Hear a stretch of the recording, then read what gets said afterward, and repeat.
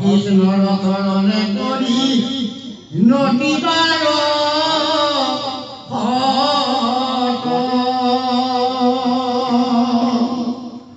শংকৰে ৰচিলা কথা মহাভাগৱত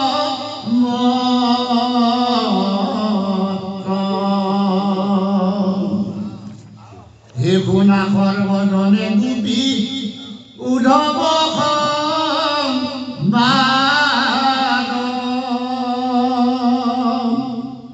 কোটি জনমন কৰি পাতক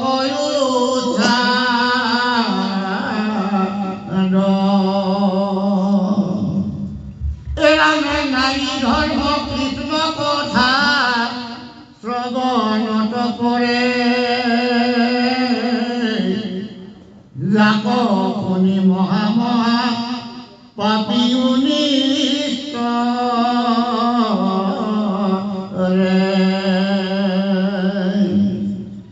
হিৰামে কুকুলৰ হন্তে হৰি ৰাখি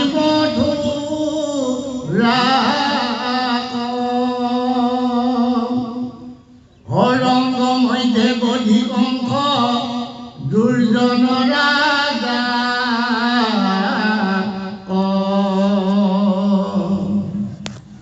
হেৰামে পিতৃৰ মাতৃৰ পাতে চুৰিলা বন্ধন কৈলা উগ্ৰসেন কণিৰ পতি নাৰায়ণ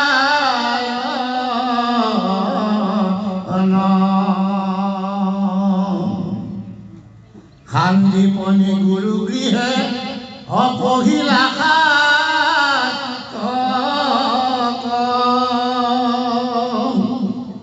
অগুৰুক দক্ষিণা দিলা মৃতক পুত্ৰ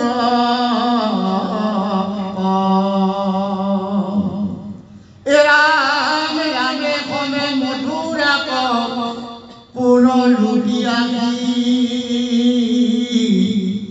হৈ আনন্দে যদু কুলক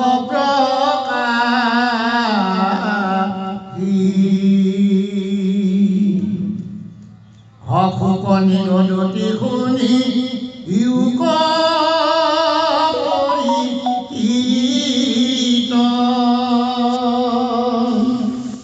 অপাতকৰ যমদূত কৃষ্ণৰ চৰিত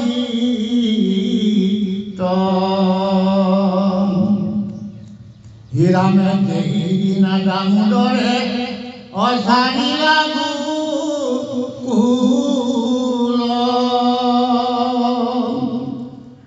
সেইদিনা ধৰি গোপী সমস্তে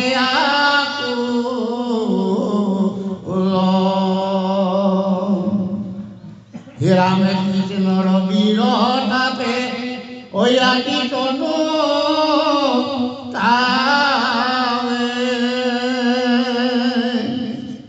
অনায়ান বাক্য কৃষ্ণ গুণ মাত্ৰ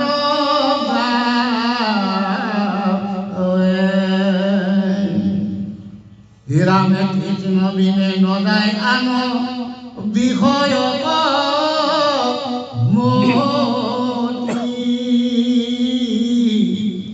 কৃষ্ণক স্মৰণতে আকৈ ক্ৰন্দনয়ো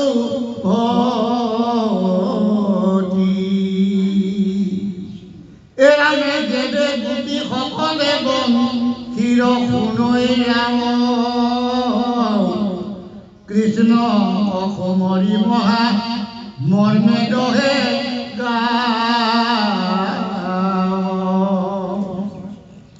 গোবৎসক দেখন অলুতক পৰে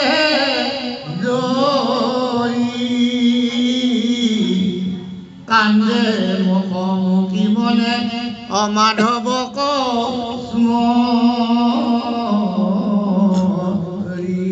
জয় কৃষ্ণ পৰম শ্ৰদ্ধাৰ গুৰু সমস্ত অতি সুন্দৰভাৱে মহাভাগৱতৰ মহাপদ আৰম্ভ হৈছে।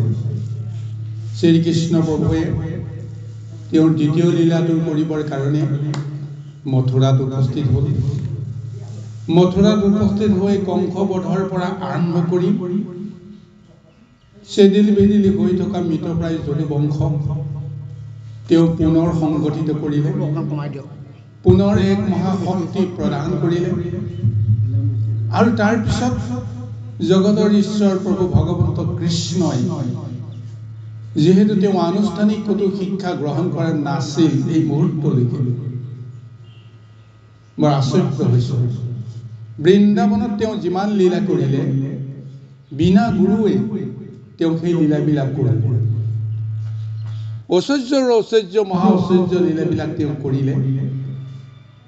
আৰু সেইজন প্ৰভু ভগৱন্ত কৃষ্ণ জগতৰ ঈশ্বৰ অনন্ত কোটি ব্ৰহ্মাণ্ডৰ অধিকাৰী, সমস্তে মানি ল'লে। কিন্তু তেওঁ যিহেতু মনুষ্য লীলা কৰিবৰ কাৰণে আহিছে, কাৰোবাক পিতৃ, কাৰোবাক মাতৃ, কাৰোবাক বন্ধু বান্ধৱ ইত্যাদি ইত্যাদি বিষয় সম্বন্ধীয় পৰিচয় দি তেওঁ লীলা কৰিছে। গতিকে তেওঁ চিন্তা কৰিলে যে মনুষ্যৰ জ্ঞান আৰু ধাৰণাৰে কৰ্মৰ দিশবিলাক তেওঁ নিশ্চয় আগুৱাই নিব লাগিব। গতিকে তেওঁ অশিক্ষিত অজ্ঞানী স্বৰূপত তেনেকুৱা এটা ৰূপে পাই আছে। কাৰণ গুৰুহীন কোনো শক্তি কেতিয়াও জগতৰ কাৰণে কল্যাণকামী হ'ব নোৱাৰে। গতিকে জগতক দেখুৱাই তেওঁ গুৰুৰূপে কাৰোবাক তেওঁ মানিব লাগিব, কাৰোবাক বুজিব লাগিব। আৰু সেইকাৰণে সন্দীপনী মুনিৰ ওচৰলৈকে গুচি গ'ল। সন্দীপনী মুনিৰ ওচৰত তেওঁ গুৰু বুজিলে। নিৰ্দিষ্ট সময়ত নিৰ্দিষ্ট দিনত তেওঁৰ ইচ্ছা অনুসৰিয়ে তেওঁ সমস্ত বিদ্যা শিকিলে। তাৰপিছত পুনৰ মথুৰালৈ গুচি আহিল। আৰু মথুৰালৈ গুচি অহাৰ পিছত তেওঁ এই যদুবংশৰ লোকসকলৰ সৈতে আনন্দই আনন্দ এক মহা আনন্দৰ পৰিৱেশত তেওঁ সুস্থভাৱে জীৱন নিৰ্বাহ কৰিবলৈ সুযোগ আৰু সুবিধাটো পালে।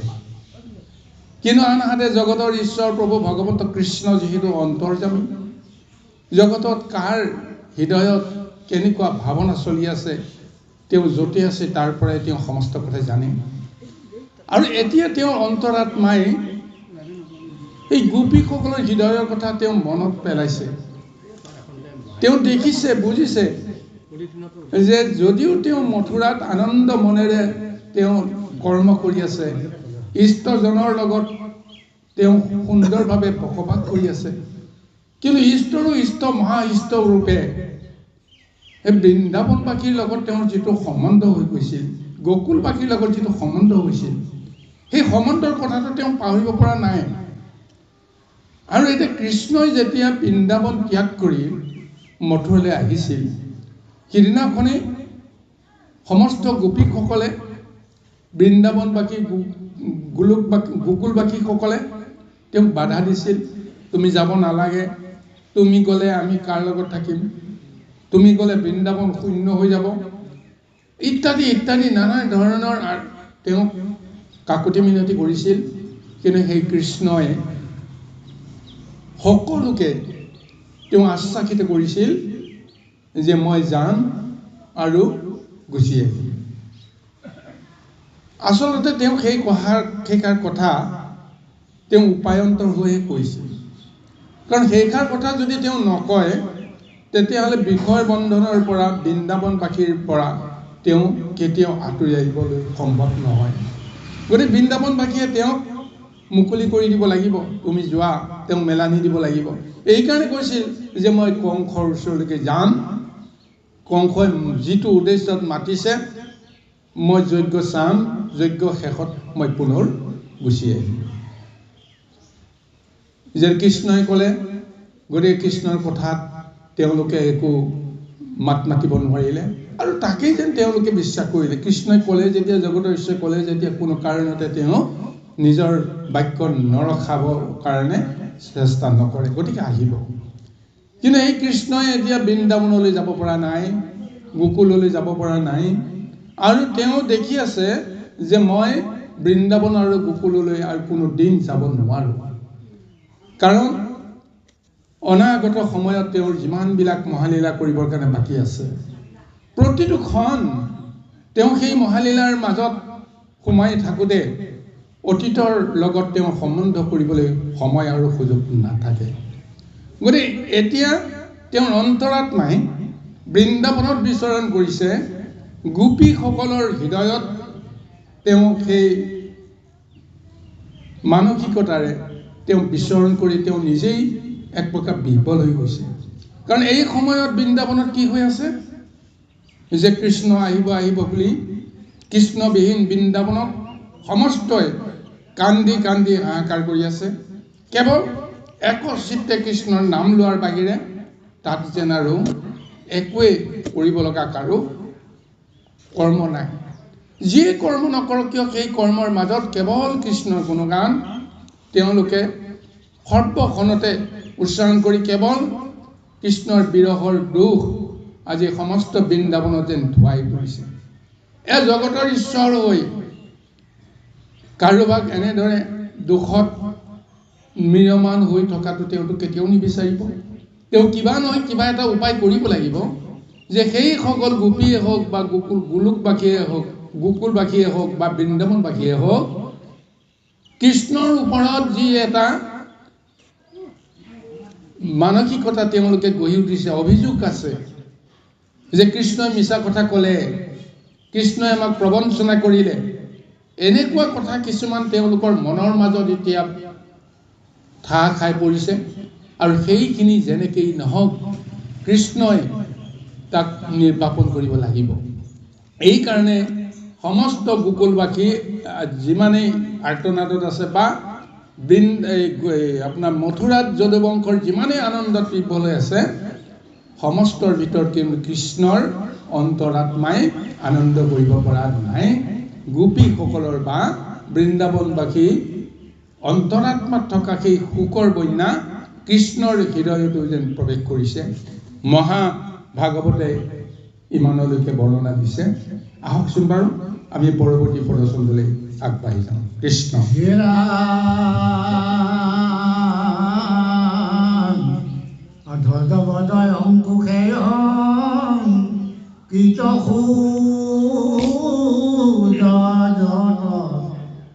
কদাচিত দেহৈ বিনা বনপদে কত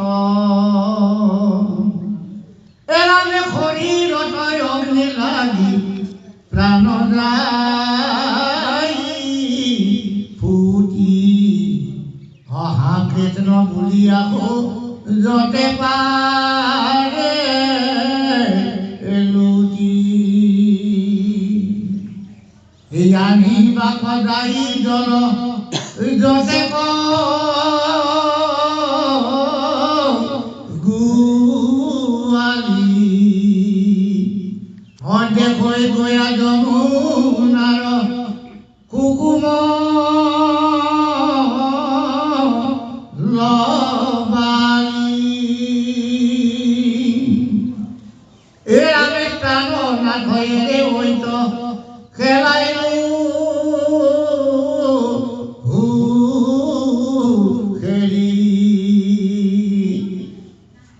কৃষ্ণ বুলি তইতে কৰিবা ৰৈ দেৰি।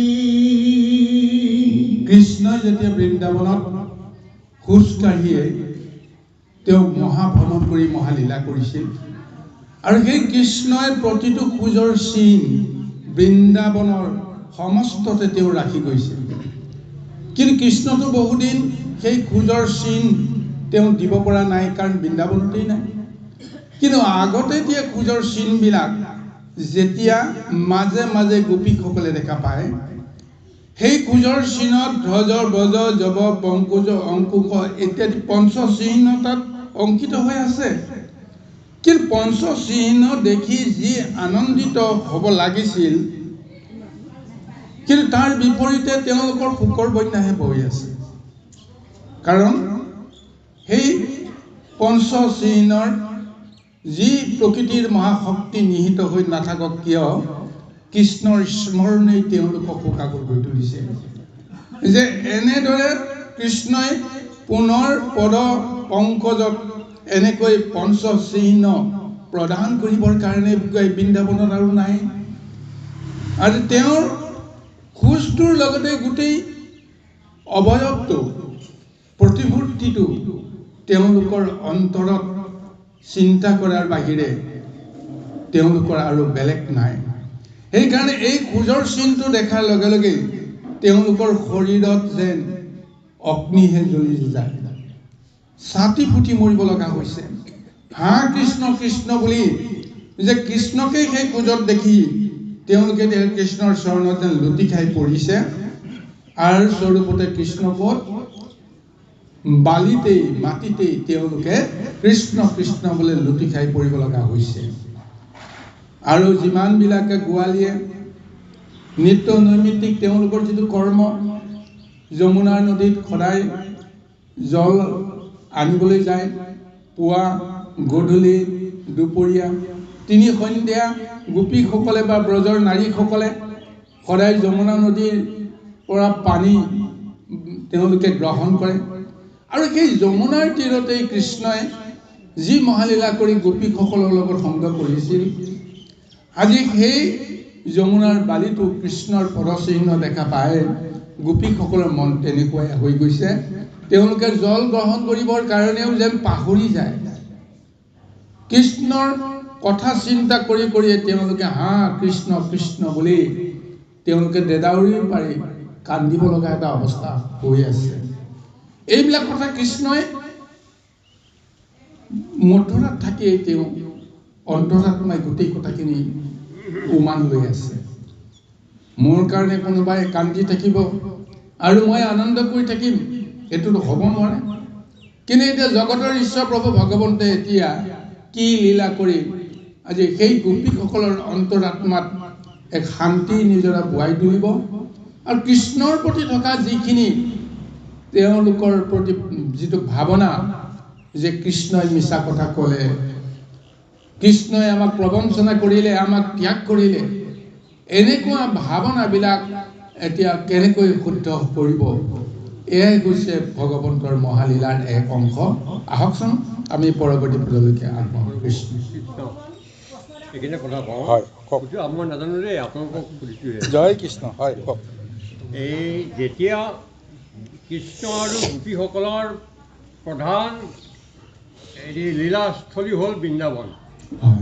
এতিয়া এই বৃন্দাবনত থাকোঁতে কৃষ্ণই তেওঁলোকক গোপীসকলক ক'লে যে মই এইলৈ যাব লাগিব, এই মথুৰালৈ যাব লাগিব। আচ্ছা, এই কৃষ্ণ আৰু গোপীসকলৰ যিটো প্ৰেম, এতিয়া কৃষ্ণৰ বিৰহত গোপীসকলে যিটো এতিয়া তেওঁলোকৰ যি অন্তৰাত্মাই যিখিনি কষ্ট পাইছে বা দুখ পাইছে, তেওঁলোকে হা কৃষ্ণ বুলি তেওঁলোকে কি কৰিছে, গোটেই বৃন্দাবনখনতে তেওঁলোকে কৃষ্ণক বিচাৰি ঘূৰিছে। এতিয়া কথা হ'ল এই গোপী আৰু কৃষ্ণৰ মাজত যিটো সম্বন্ধ বা যিটো প্ৰেম, সেই ভক্তিটো কি ভক্তি আছিলে বাৰু? জয় কৃষ্ণ। অতি সুন্দৰ। আমি সেই বিষয়লৈকে আহিব লাগিব। কাৰণ গোপী আৰু কৃষ্ণ যিটো সম্বন্ধ আমি চাব লাগে। গো মানে জ্ঞান, পি মানে পাণ। প্ৰকৃত জ্ঞানটো যিসকলে পাণ কৰিব পাৰিছে সেয়ে হৈছে গোপী।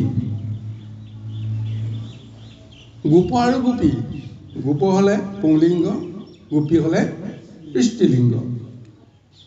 কিন্তু জ্ঞানটো হৈছে কি? প্ৰকৃত জ্ঞানটো সেইটোৱেই, যিটো জ্ঞানৰ কাৰণে আমি সদায় আমি অনুসন্ধান কৰি আছোঁ। প্ৰকৃত জ্ঞানটো কোনে পাইছিল? কেৱল গোপীসকলেহে পাইছিল। গোপীসকলৰ বাহিৰে জগতত সেই সময়ত কোনেও প্ৰকৃত জ্ঞানটো পোৱা নাছিল। এতিয়া ভাগৱতৰ প্ৰথম স্কন্ধই জ্ঞান তত্ত্বটোকে কৈছে, নহয় জানো বাৰু? জ্ঞানটো আমাক এনেদৰে নিৰ্ধাৰণ দিছে যে যিটো সত্য সেইটো জ্ঞান। কিন্তু সত্য কি?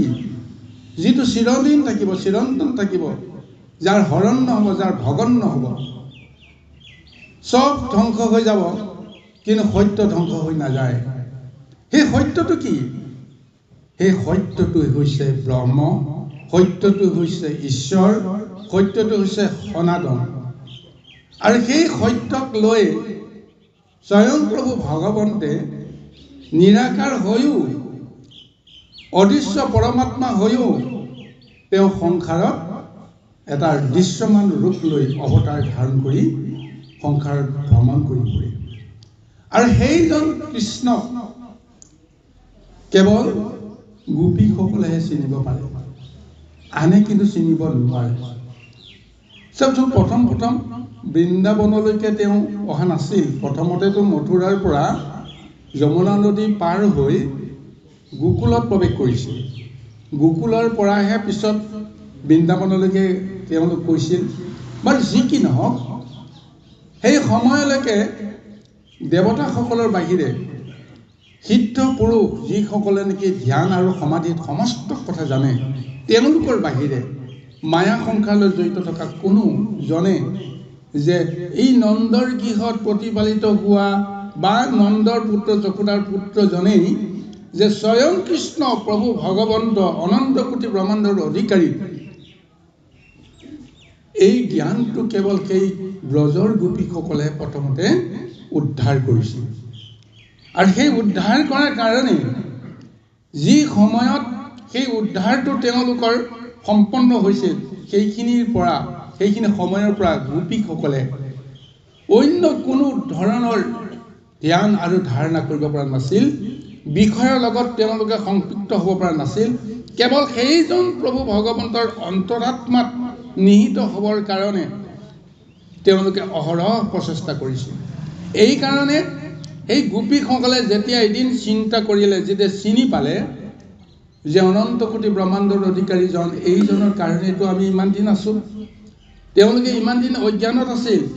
কিন্তু যেতিয়া কৃষ্ণৰ লীলাই, কৃষ্ণৰ মহত্বই তেওঁলোকক বুজাই দিলে যে ইমান দিনে তোমালোকে বিচাৰি থকাজন আন কোনো নহয়, মই তোমালোকৰ ওচৰলৈ আহিছোঁ। তোমালোকে যদি চিনি পোৱা তেতিয়াহ'লে মই তোমালোকৰ মনৰ বাঞ্ছা পূৰণ কৰিম। যদি তোমালোকে চিনি নোপোৱা, অন্যান্যসকলৰ লগতে তোমালোকে মায়াত ডুবি থাকিবা।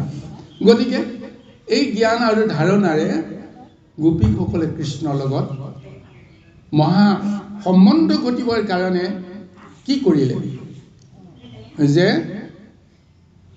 দেৱী দুৰ্গাৰ শৰণাপন্ন হ'ব লগা হৈছে। যিদিনাখনেই গম পাই গ'ল কালী দমনৰ পিছতে যে আচলতে এই নন্দৰ পুত্ৰই কালী দমন কৰা নাই, পৰম ঈশ্বৰ প্ৰভু ভগৱন্তই তেওঁ লীলা কৰিছে, আৰু এই লীলা কেৱল আমাক দেখুৱাবলৈ কৈ আছে, তেওঁক চিনি পাবৰ কাৰণে কৈ আছে।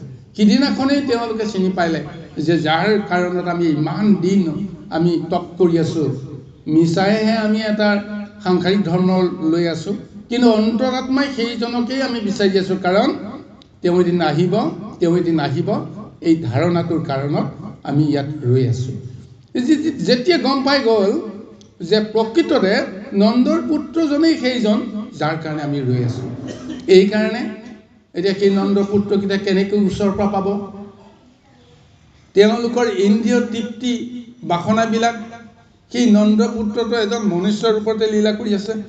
গতিকে সেইকাৰণে মনুষ্যই নোৱাৰা কৰ্মটো সাধন কৰিবৰ কাৰণে দেৱতাৰ আমি আশীষ ল'ব লাগে, দেৱতাৰ সহায় ল'ব লাগে বা দেৱীৰ সহায় ল'ব লাগে। এইকাৰণে দুৰ্গাৰ ওচৰত, কাত্যায়নী দেৱীৰ ওচৰত এতিয়া সেই গোপীসকলে কি কৰিলে, মহা কাত্যায়নী ব্ৰত 1 মাহ ধৰি গোপনে বৃন্দাবনৰ মাজত তেওঁলোকে সেই ব্ৰতটো সম্পাদন কৰাৰ উদ্দেশ্য এটাই যে নন্দৰ পুত্ৰ কৃষ্ণক কেনেকৈ আমি স্বামী হিচাপে পাব পাৰিম, যে তুমি আমাক কৃপা কৰিব লাগে। কাৰণ এটাই ধাৰণা যে সাংসাৰিকভাৱে নন্দপুত্ৰক তেওঁলোকে স্বামী হিচাপে পাব নোৱাৰে। কিয় নোৱাৰে? সকলোৱে জানে যে প্ৰত্যেকগৰাকী গোপীয়ে সাংসাৰিক নিজৰ এজন স্বামী আছে, গৃহস্থী ধৰ্ম তেওঁলোকে পালন কৰি আছে। এগৰাকী বিবাহিতা নাৰীয়ে, প্ৰতিব্ৰতা নাৰীয়ে তেওঁ নিজৰ স্বামীৰ পৰিৱৰ্তে আনক ভাবিব পাৰেনে বাৰু? নোৱাৰে। কিন্তু তেওঁলোকেতো এইখন সংসাৰতেই নাই, মায়াৰ লগতে তেওঁলোকৰ সম্বন্ধ এক প্ৰকাৰ নাইকিয়া হৈ আছে। গতিকে তেওঁলোক অন্তৰাত্মা কৈছে নাই, আমি নন্দপুত্ৰকে পাব লাগিব, কাৰণ তেওঁ এটা ৰূপ লৈহে আছে। তেওঁ নিৰাকাৰ লীন হৈ গ'লেই আচলটো আমি চিনি পাই যাম, কিন্তু তেওঁটোতো ৰূপত আছে। এই ৰূপত থকাজনক আমি পাব লাগিব। এইকাৰণে কাত্যায়নী দেৱীৰ ওচৰত, দুৰ্গা দেৱীৰ ওচৰত 1 মাহ তেওঁলোকে পূজা কৰি, পূজা সাং কৰি, যিদিনাখন যে ব্ৰতৰ সমাপ্তিত যেতিয়া ৰাতিপুৱা সূৰ্য প্ৰণাম কৰাৰ চলেৰে যমুনা নদীত যেতিয়া তেওঁলোকে স্নান কৰিছিল, স্নান কৰাৰ পিছত যজ্ঞ সমাপ্ত হ'ব, পূজা সমাপ্ত। কিন্তু ফলটোতো পাব লাগিব। ফলটো পাবৰ কাৰণে তেতিয়া জগতৰ ঈশ্বৰ প্ৰভু ভগৱন্তে লীলা কৰি কৈছে যে নন্দৰ পুত্ৰকে তেওঁলোকে বিচাৰিছে, গতিকে মইতো নন্দৰ পুত্ৰ হিচাপে তেওঁলোকৰ ওচৰত যাবই লাগিব। গতিকে সেই ৰাতিপুৱা সময়তে তেওঁ আহি গোপীসকলৰ বস্ত্ৰহৰণৰ লীলাটো কৰি দেখুৱাই দিলে যে তোমালোকৰ কাৰণে মই আছোঁ। আৰু সৰ্বশেষত তেওঁলোকৰ যি অনংগ যিটো স্তুতি, সেই অনংগ স্তুতিত কৃষ্ণই সন্তুষ্ট হৈ কৈ দিলে তোমালোকৰ মনৰ যিবিলাক বাসনা কামনা মই 1 বছৰৰ পিছত সমাপন কৰিম, তোমালোকৰ সমস্ত মনোৰথ মই পূৰণ কৰিম। কিন্তু আজিৰ পৰা 1 বছৰ আজিৰ পৰা তোমালোকে অন্য এটা ধ্যান আৰু ধাৰণাত মোৰ লগত সম্বন্ধ কৰিব লাগিব।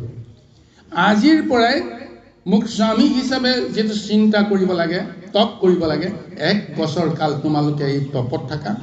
তাৰপিছত মই 1 বছৰৰ পিছত কেনেকৈ তোমালোকৰ ওচৰলৈ আহি তোমালোকৰ সমস্ত মনৰ বাঞ্ছাখিনি পূৰণ কৰি তোমালোকে সময়ত জানিবা। এইকাৰণে তেওঁ মহাৰাসলীলা কৰিব লগা হ'ল, হয়নে? গোপীসকলে তপত থাকোঁতেই, কৰ্ম কৰি থাকোঁতে, ঈশ্বৰ বুলি কৃষ্ণ, নন্দপুত্ৰ কৃষ্ণ বুলি, জগতৰ ঈশ্বৰ বুলি জ্ঞান কৰি থাকোঁতে সময় কেনেকৈ কৈছে তেওঁলোকৰ খিয়াল নাই। কিন্তু কৃষ্ণৰ হিচাপ আছে।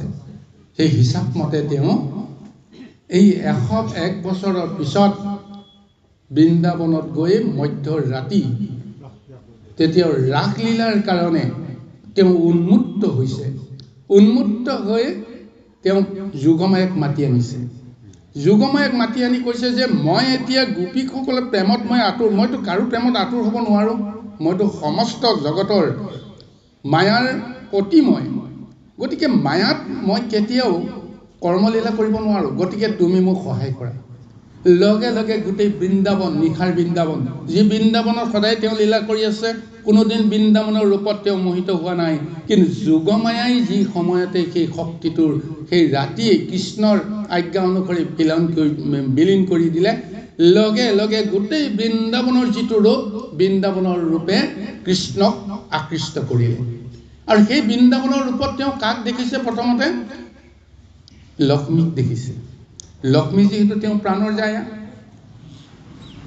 যদি প্ৰকৃততে স্বামী আৰু স্ত্ৰীৰ মাজত বিষয় সম্বন্ধৰ মায়া জড়িত থাকে, তেতিয়াহ'লে স্ত্ৰীৰ ৰূপ আৰু সৌন্দৰ্য দেখাৰ পিছত স্বামীয়ে নিশ্চয় প্ৰাণ চঞ্চল হোৱাটো স্বাভাৱিক।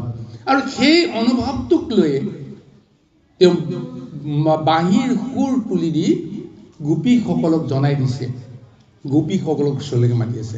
গতিকে এনেদৰে যিটো সম্বন্ধ, আচলতে গোপীসকলৰ লগত কৃষ্ণৰ যিটো সম্বন্ধ, এটা মানসিক সম্বন্ধ, কিন্তু শাৰীৰিক সম্বন্ধ নাই। ইজনৰ লগত সিজনৰ কোনো ধৰণৰ মানে সম্বন্ধ অহা নাই, শাৰীৰিক সম্বন্ধ নাই, কিন্তু মানসিকতাৰে কোনেও কাকো এৰিব নোৱাৰে এটা অৱস্থাত আহিছে।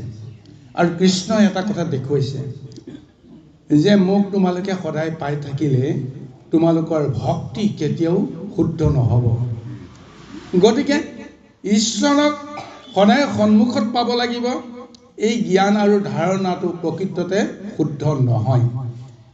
ঈশ্বৰক পাবৰ কাৰণে জ্ঞাতে বা অজ্ঞাতে এই গোটেইখিনি পাবৰ কাৰণে নিজৰ মন আৰু বুদ্ধিক এক মানে ৰূপ দিব লাগিব। এইকাৰণে কৃষ্ণই কৈ আছে যে মই যে তোমালোকৰ সন্মুখত থাকিলেহে মোক পাবা, আচল কথা নহয়। মই তোমালোকৰ ওচৰৰ পৰা আঁতৰি গ'লেও মোক পোৱাৰ যিটো তোমালোকৰ যিটো আনন্দ, মোক পোৱাৰ যিটো তোমালোকৰ মানে সৌভাগ্য, সেইখিনি মই তোমালোকক দিম। গতিকে এইটো কাৰণেহে গোপীসকলৰ মনৰ পৰা বিষয়ৰ যিটো ভাৱনা, সেইখিনি নাইকিয়া কৰিবৰ কাৰণে কৃষ্ণ তেওঁলোকৰ ওচৰৰ পৰা অন্তৰ্ধান হৈছে। যি মুহূৰ্তত কৃষ্ণ অন্তৰ্ধান হ'ব, আপুনি যাক বিচাৰি আছে সেইজনক যেতিয়া আপুনি চকুৰ পৰা যদি আপুনি মানে হেৰি চকুৰ দৃষ্টিৰ পৰা যদি আপুনি বঞ্চিত হৈ যায় তেতিয়াহ'লে তেওঁক শুদ্ধভাৱে বুজিবৰ কাৰণে আপুনি এটা সুযোগ পাব। তেওঁৰ প্ৰতি যিটো নিৰ্মল যিটো প্ৰেম আৰু ভকতি সেই তেতিয়াহে লাভ কৰিব পাৰিব। আজি গোপীসকলক প্ৰকৃততে তেওঁ লীলাৰ মাজেৰে যেনেকেই নহওক মিছা কথাই কোৱা হওক বা সঁচা কথাই কোৱা হওক যে তেওঁ যেনেকেই নহওক আঁতৰি অহাৰ স্বাৰ্থত তেওঁ এটা কথাই চিন্তা কৰিছে যে এনেদৰে গোপীসকলৰ মনত যিটো দুখ আৰু বেদনা কিহৰ কাৰণে আহিছে, মায়াৰ কাৰণে আহিছে, বিষয়ৰ কাৰণে আহিছে, এইখিনি মই দূৰ কৰাব লাগিব। আৰু মই ওচৰত থাকিলেতো তেওঁলোকক মায়াই আৱেগ কৰি থাকিব, হয়নে? মোৰ মায়াতেই তেওঁলোকে মোহিত হৈ থাকিব। কিন্তু মই যেতিয়া আঁতৰত থাকিম সেই বিষয় মায়াটোৰ পৰা তেওঁলোক মুক্ত হ'ব পাৰিব। আৰু কৃষ্ণই সেইখিনি মানে সুযোগ দিবৰ কাৰণে আজি এই মহালীলাটো গোপীসকলৰ লগত কৰিবৰ কাৰণে প্ৰযত্ন কৰিছে। আৰু এতিয়া তেওঁ ভাবি আছে যে তেওঁ এতিয়া গোপীসকলৰ দুখত দুখিত, শোকত শোকিত, এইটো দেখুৱাব লাগিব জগতক। তেতিয়াহে তেওঁ মনুষ্য লীলা কৰিব পাৰিব, মনুষ্যৰ জ্ঞান আৰু ধাৰণাখিনিৰ কৰ্ম কৰিব পাৰিব। গতিকে সেইকাৰণে আজি যিটো বৰ্ণনা ভাগৱতে দিছে এইটো কৃষ্ণৰ অন্তৰাত্মাই অনুভৱ কৰি থকা বিৱৰণ। সেইটোকে কৈছে হয় সাধ্য ভক্তি, হয় সাধন ভক্তি।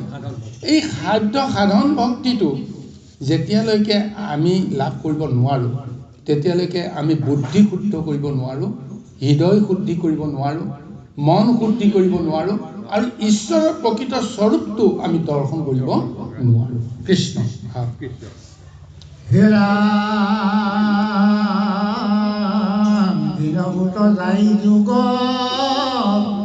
এই সহস্ৰ মান সৰ্বদাই গোবিন্দ অৰ্পিলে প্ৰাণ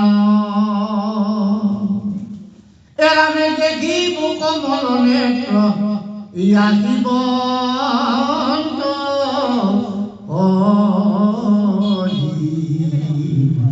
ঐ আশা দেখে আছো কথ মপি প্ৰাণ ধৰি কৃষ্ণ বিলেগে নহৈল গোপীৰ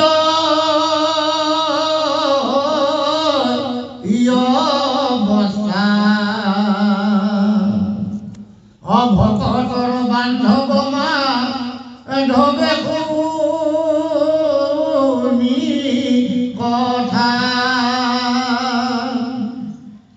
এৰামে নকয় হৃদয় দুখে মনে নীলন্ত অকিমতে কৰাই বুয়াবে গোপিকা কখান্ত এৰামে কোনো জনে সাধিলে ৰহস্যইটো কাজ এই কথা কৈ আনক হন্তে আছে লাজ এৰামে হেন মনে গুণি হৰি ইয়া চন্দ্ৰ ইয়া অপৰম ভকত মক পাইলা গুণি। এতিয়া বৃন্দাবনত এটা দিনেই যেন গোপীসকলৰ মনত এটা যোগ হৈ গৈ আছে, ইমান দীঘলীয়া হৈ আছে। কাৰণ যাৰ অপেক্ষাত তেওঁলোকে সদায় অপেক্ষিত হৈ আছে যে আহিব আহিব আহিব, কিন্তু নাহে। গতিকে এই সময়বিলাক নেযায় নোপোৱাই এটা অৱস্থা হৈ গৈছে। সৰ্বদাই কি তেওঁলোকৰ মন আৰু চিত্ত গোবিন্দ কৃষ্ণক অৰ্পণ কৰাৰ বাহিৰে তেওঁলোকৰ অন্য একো নাই। আৰু অতি আশাৰে তেওঁলোকে বাট চাই আছে যে কৃষ্ণ যেতিয়া কৈছে তেওঁ আহিব, বিলম্ব হ'ব পাৰে কিন্তু তেওঁ এদিন আহিব আহিব আহিব। তেওঁ নহালৈকে তেওঁৰ নামটোকেই তেওঁলোকে লৈ থাকিবৰ কাৰণে সৰ্বখনতে তেওঁৰ নাম তেওঁলোকৰ অন্তৰৰ পৰা যেন হেৰাই নাযায়, তাৰ কাৰণে তেওঁলোকে অহৰহ সেই নাম যেন তেওঁলোকে জপ কৰি আছে। এনেকুৱা এক দুৰ্বিষহ জীৱন আজি তেওঁলোকে কটাই আছে, অথচ তেওঁলোকে ভাবি পোৱা নাই যে তেওঁলোকে কৃষ্ণৰ চিন্তনত থাকোঁতেই তেওঁলোকৰ যিটো অৱস্থা হৈছে, এই অৱস্থাটো বেলেগেহে দেখি হয়তো শোকাকুল হ'ব পাৰে, কিন্তু তেওঁলোকে ভাবিবই পৰা নাই যে সময় কেনেকৈ গৈছে, তেওঁলোকে বুজিব পৰা নাই। কিন্তু অন্তৰ্যামী প্ৰভু ভগৱন্তে জানাৰ পিছত ভকতক এনেদৰে মহা দুখত থকাটো ভগৱন্তে কেতিয়াও সহ্য কৰিব নোৱাৰে। গতিকে তেওঁ শেষত চিন্তা কৰিলে, মই এই কথাখিনি মই কাক ক'ম? এতিয়া মইতো বৃন্দাবনলৈ যাব নোৱাৰোঁ, আৰু বৃন্দাবনলৈ যদি এইবাৰ যাওঁ পুনৰ আৰু বৃন্দাবনৰ পৰা মই ঘূৰি আহিব নোৱাৰোঁ। গতিকে তেতিয়া মোৰ লীলাবিলাক কি হ'ব? মোৰ অনাগত দিনত যিমানবিলাক লীলা আৰু কৰি আছে, জীৱনৰ প্ৰতিটো ক্ষণ তেওঁ লীলাৰ মাজেৰেই তেওঁ অতিক্ৰম কৰি গৈ আছে। গতিকে এয়া কিমান দিনৰ কথা? 16টা বছৰৰ কথাহে এতিয়া বৰ্তমান এই লীলাবিলাক চলি আছে। কিন্তু তেওঁ 125টা বছৰীয়া তেওঁৰ যিটো সময়, এই সময়টো কিমান দীঘলীয়া হৈ আছে। গতিকে তেওঁ কোনো কাৰণতে বৃন্দাবনলৈ যাব নোৱাৰে, কিন্তু বৃন্দাবনলৈ কাৰোবাক পঠাব লাগিব। তেওঁ বুজি পোৱা কথাবিলাক, তেওঁ মনৰ কথাবিলাক, যে গোপীসকলক তেওঁ পাহৰিব পৰা নাই। গোপীসকলৰ মনটো শান্ত কৰিব লাগিব। কোনে কৰিব মই কাৰ আগত ক'ম? যিটো বিষয় সম্বন্ধ এতিয়া ধাৰণা জগতক দেখুৱাইছে যে এৰাৰি হৈ থকা স্বামী স্ত্ৰী মাজৰ পুনৰ গোপন এক সম্বন্ধ ঘটিবৰ কাৰণে এটা প্ৰযত্ন চলি আছে। গতিকে এনেকুৱা এটা সম্বন্ধৰ কথা কোনে কাৰ আগত ক'ব পাৰিব? কৃষ্ণইতো ক'বই নোৱাৰে, কাৰণ কৃষ্ণ কি হৈছে, এটা মানে যুৱক, অবিবাহিত এজন যুৱক। গতিকে পৰ স্ত্ৰীৰ লগত এনেকুৱা সম্বন্ধ এটা আছে বুলি লৌকিকত যদি কোনোবাই গম পায়, এইটোতো লাজৰ কথা। গতিকে এই কথাটো মই কাৰোবাক ক'ব লাগিব। কাক ক'ব লাগিব? যিজন মোৰ পৰম বান্ধৱ, আপোনৰো যিজন আপোন, সমস্ত কথা বিনিময় কৰিব পাৰি, বান্ধৱৰ মাজত কোনো পাৰ্থক্য বা আৰ বেৰ নথকা সেই বন্ধুজন এতিয়া কৃষ্ণই বিচাৰি আছে। তাৰপিছত তেওঁ চিন্তা কৰিলে যে উদ্ধৱৰ বাহিৰে মোৰ পৰম বান্ধৱ এই মথুৰাত আৰু কোনো নাই। গতিকে মই তেওঁকে এই কথাখিনি ক'ব লাগিব, আৰু তেওঁক ক'বলৈ যাওঁতে মই তেওঁকো মাতি পঠাব লাগিব। তেওঁক মাতি পঠিয়াই গোপনে তেওঁ নিৰল স্থানত নি সমস্ত কথা উদ্ধৱৰ আগত কৃষ্ণই প্ৰথমতে ক'বলৈ আৰম্ভ কৰিছে। বাৰু আহকচোন আমি পিছৰ পদবী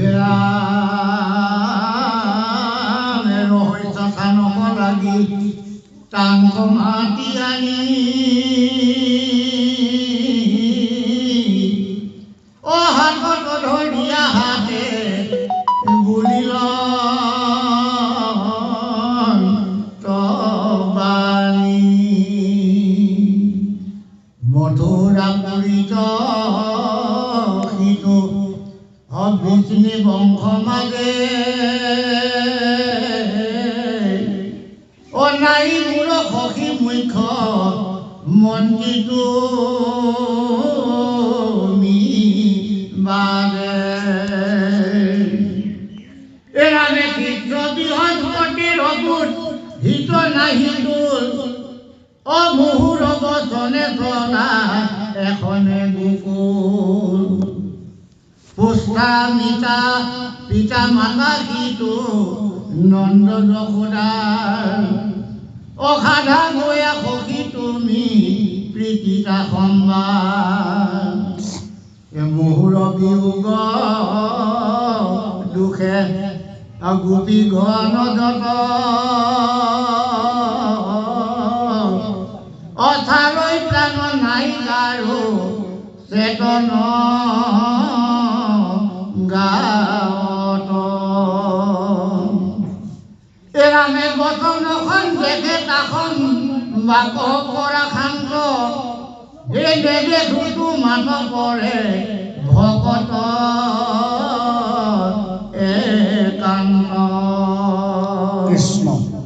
ইয়াৰ পিছত এতিয়া কৃষ্ণই যেতিয়া সিদ্ধান্ত কৰিলে যে মই মোৰ মনৰ ব্যথাবিলাক এতিয়া উদ্ধৱৰ বাহিৰে মই কাকো ক'ব নোৱাৰোঁ, গতিকে তেওঁ উদ্ধৱক এতিয়া মাতি পঠিয়াব লাগে। কেনেকৈ মাতিব?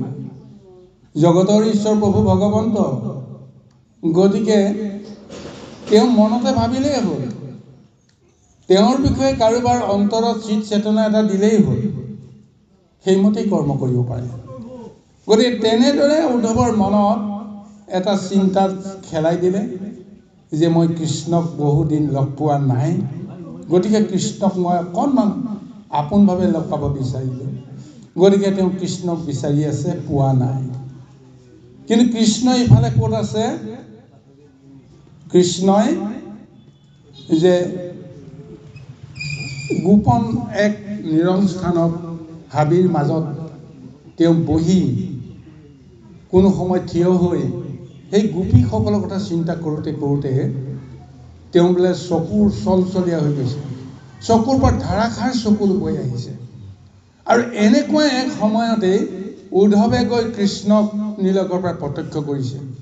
আৰু উদ্ধৱৰ মনত তেতিয়া কৃষ্ণৰ প্ৰতি যিটো ধাৰণা আছিল, সেই ধাৰণা মতে কৃষ্ণ নিৰ্গুণ পুৰুষ, কৃষ্ণ সঁচাকৈয়ে তেওঁ নিৰাকাৰ পৰম ব্ৰহ্মপুৰুষ, তেওঁ লীলা কৰিবৰ কাৰণে কেৱল অৱতাৰ লৈ এটা ৰূপহে লৈ আছে।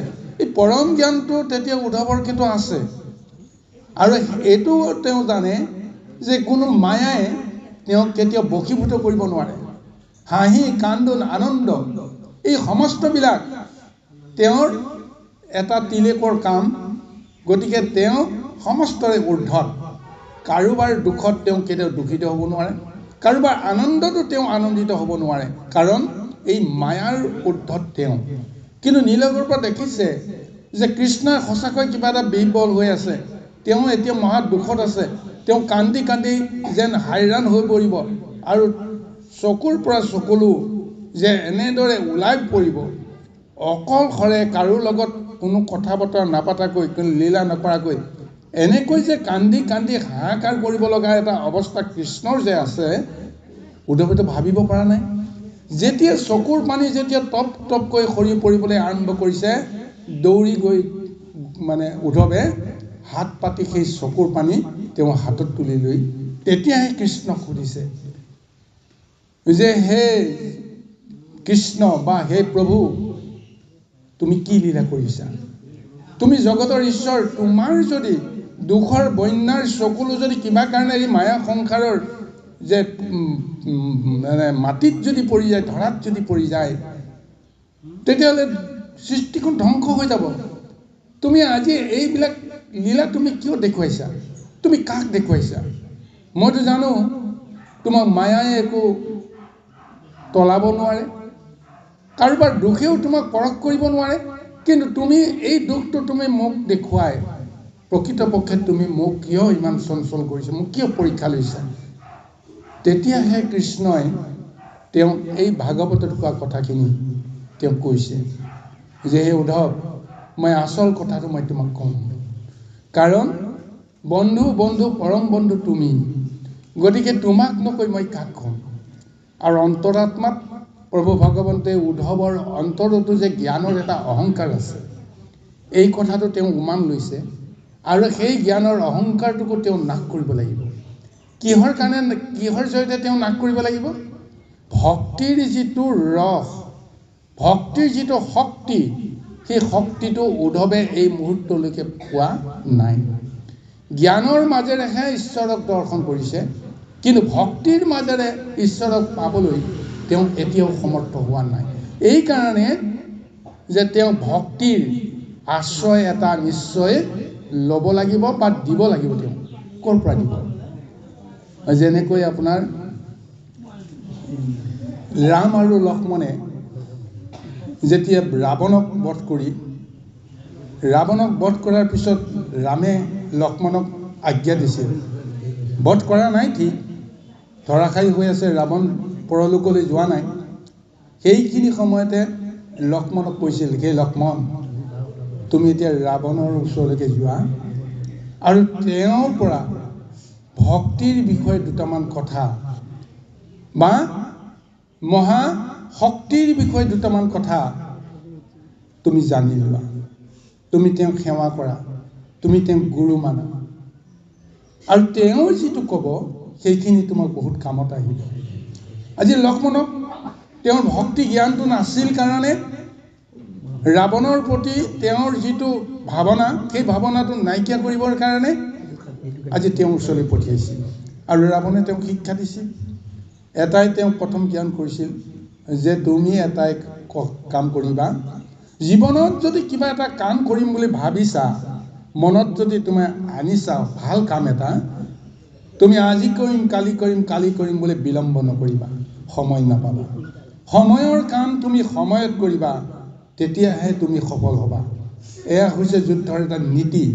বাৰু যি কি নহওক, আজিও সেই একে ধাৰাতে এতিয়া উদ্ধৱক কৃষ্ণই পঠিয়াব বিচাৰিছে যে গোপীসকলৰ পৰা ভক্তিৰ যিটো জ্ঞান, সেই জ্ঞানটো তুমি ল'ব লাগিব।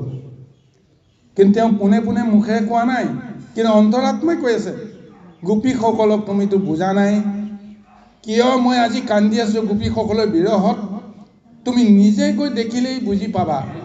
আৰু সেই গোপীসকলৰ ভক্তিৰ যিটো তাৰণা, সেই তাৰণাটো কিন্তু তোমাক লাগিব, নহ'লে তোমাৰ জ্ঞান আৰু বুদ্ধি ভক্তি কেতিয়াও পৰিপূৰ্ণতাটো নাপাব। কাৰণ অন্তৰাত্মাই প্ৰভু ভগৱন্তই স্বীকাৰ কৰি আছে যে উদ্ধৱৰ সমান পৰম বান্ধৱ এই মথুৰা নগৰীত আৰু কোনো মোৰ নাই। গতিকে তেওঁক যেনেকেই নহওক তেওঁক ভক্তিৰ শুদ্ধতাটো প্ৰদান কৰিব লাগিব, আৰু মোৰো কৰ্মটো তেওঁৰ দ্বাৰাই মই সমাপন কৰিব লাগিব। এইকাৰণে আজি সেইজনক কৈছে যে শিষ্য বৃহস্পতিৰ বুদ্ধিটো নাহি তোল, মুহুৰ বচনে চলা এখনে গোকুল, পুষ্টা পিতা মাতা সিটো নন্দ যশোদাৰ, সাধা গয়া সখী তুমি প্ৰীতিতা সম্বাৰ। উদ্ধৱক কৈছে যে হে সখী, তুমি দেৱগুৰু বৃহস্পতিৰ তুমি পৰম শিষ্য, তোমাৰ বুদ্ধি অপাৰ, গতিকে মই জানো তুমি পাৰিবা। গতিকে তুমি মোৰ বিৰহত বৃন্দাবনত থকা মোৰ সেই পুষ্য পিতা মাতা নন্দ আৰু যশোদাৰ অন্তৰত কেনেকুৱা এক ধুমুহা চলি আছে, গোপীসকলৰ অন্তৰত কিমান ধুমুহা চলি আছে, এই সমস্তখিনিক তুমি শান্ত কৰিবৰ কাৰণে তোমাৰ বুদ্ধি আছে, কৌশল আছে, তুমি পাৰিবা। আৰু সেইকাৰণে কৈছে মুহুৰ বিয়োগে দুখে গোপীগণ যত, চাৰৈ প্ৰাণ নাই কাৰো চেতন গাঁৱত, যে এই মুহূৰ্তত যে গোপীসকলে মোৰ কথা চিন্তা কৰিয়েই মোক দেখা নাপায়, কথমপিহে তেওঁলোকে দেহটো ধাৰণ কৰি আছে। ইতিমধ্যে তেওঁলোক যেন জড় হৈ গৈছে, মৃতপ্ৰায় হৈ গৈছে, মাত কথা কাকো দিব পৰা নাই, ইজনে সিজনৰ লগত কথাও পাতিব নোৱাৰে। কেৱল কৃষ্ণ বুলি ইগৰাকী সিগৰাকী দেখিলেই তেওঁলোকে কেৱল হুমুনিয়া কায়ে আৰু কান্দে, শৰীৰ আছে আৰু নাই, এনেকুৱা এক মৃতপ্ৰায় অৱস্থা আছে তেওঁলোকৰ। গতিকে তুমি গৈ তেওঁলোকক প্ৰাণ চঞ্চলা কৰিব লাগিব, বুজাই বহাই তেওঁলোকক শান্ত কৰিব লাগিব। মই জানো তুমি পাৰিবা, কাৰণ বৃহস্পতি গুৰুৰ শিষ্য তুমি, গতিকে তোমাৰ বুদ্ধি অপাৰ, তুমি নিশ্চয় পাৰিবা। এনেদৰে উদ্ধৱৰ বুদ্ধিক আজি কৃষ্ণই প্ৰশংসা কৰিছে। কৃষ্ণ হেৰা হেনবা বলিবা পৰ গোপিকা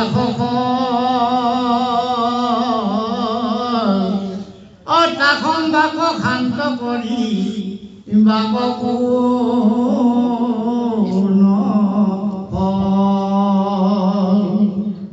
সিটো গোপী হব মোৰ অপ্ৰাণতকৈ অধিক,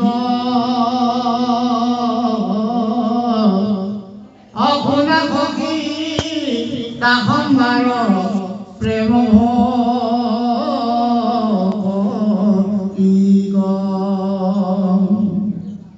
এৰামে মই দিলে গোপী হবে নিশ্চিন্তয় আন, অসমতে গোপীৰে গানা মইহে মুখ্য প্ৰাণ, মোৰ বৰ্ষে এৰিলে গৃহৰ সুখ, অপতি পুত্ৰ বিষয় দেখৈ মহাদুখ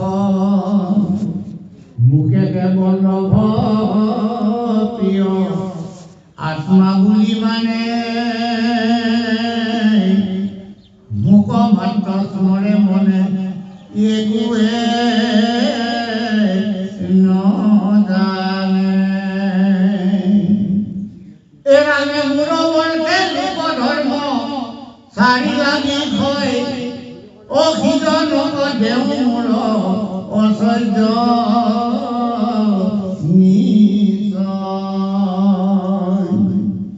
এখনি উদ্ধৱ যেন দুখ ভূপিকাৰ অময় সখী মুখ্য প্ৰিয় তমতা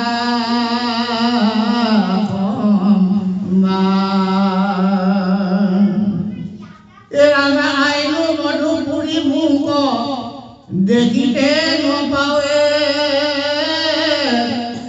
অমুহুৰ বিৰহতাতে আতিত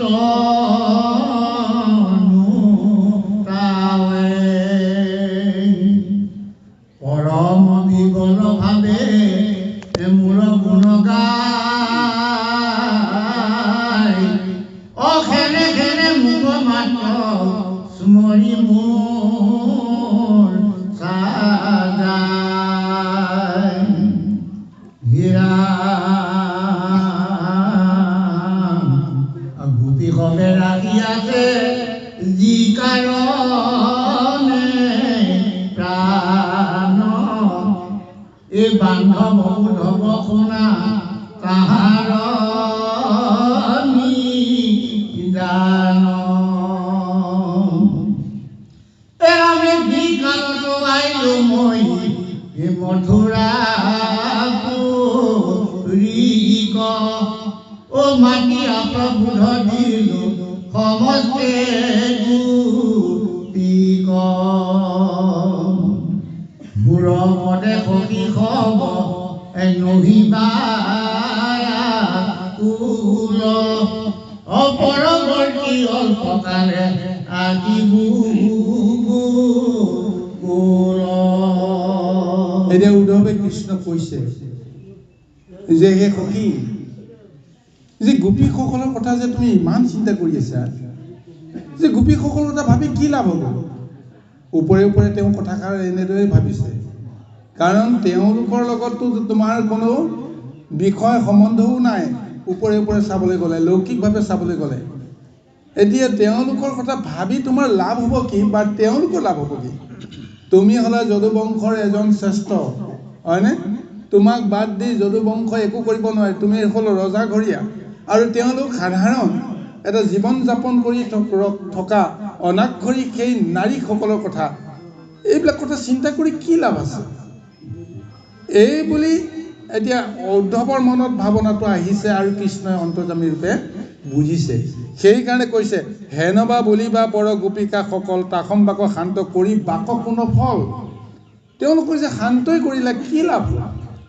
গতিকে মিছাতেই সেইসকলৰ কথা চিন্তা কৰি লাভ নাই এনেকুৱা এটা ভাৱনা হয়তো উদ্ধৱৰ মনত আছে আৰু সেইখিনি নাইকিয়া কৰিবৰ কাৰণে এতিয়া কৃষ্ণই গোপীসকলৰ কথা কৈ আছে কিয় গোপীসকলক মই পাহৰিব পৰা নাই সেই গোপীসকল কোন গতিকে সেইকাৰণে তেওঁ কৈছে সিটো গোপী হ'ব মোৰ প্ৰাণতো অধিক শুনা সখী তাসম্বাৰ প্ৰেম ভকতি মই তোমাক নিশ্চিত দিছোঁ যে সেই গোপীসকল মোৰ প্ৰাণতকৈ অধিক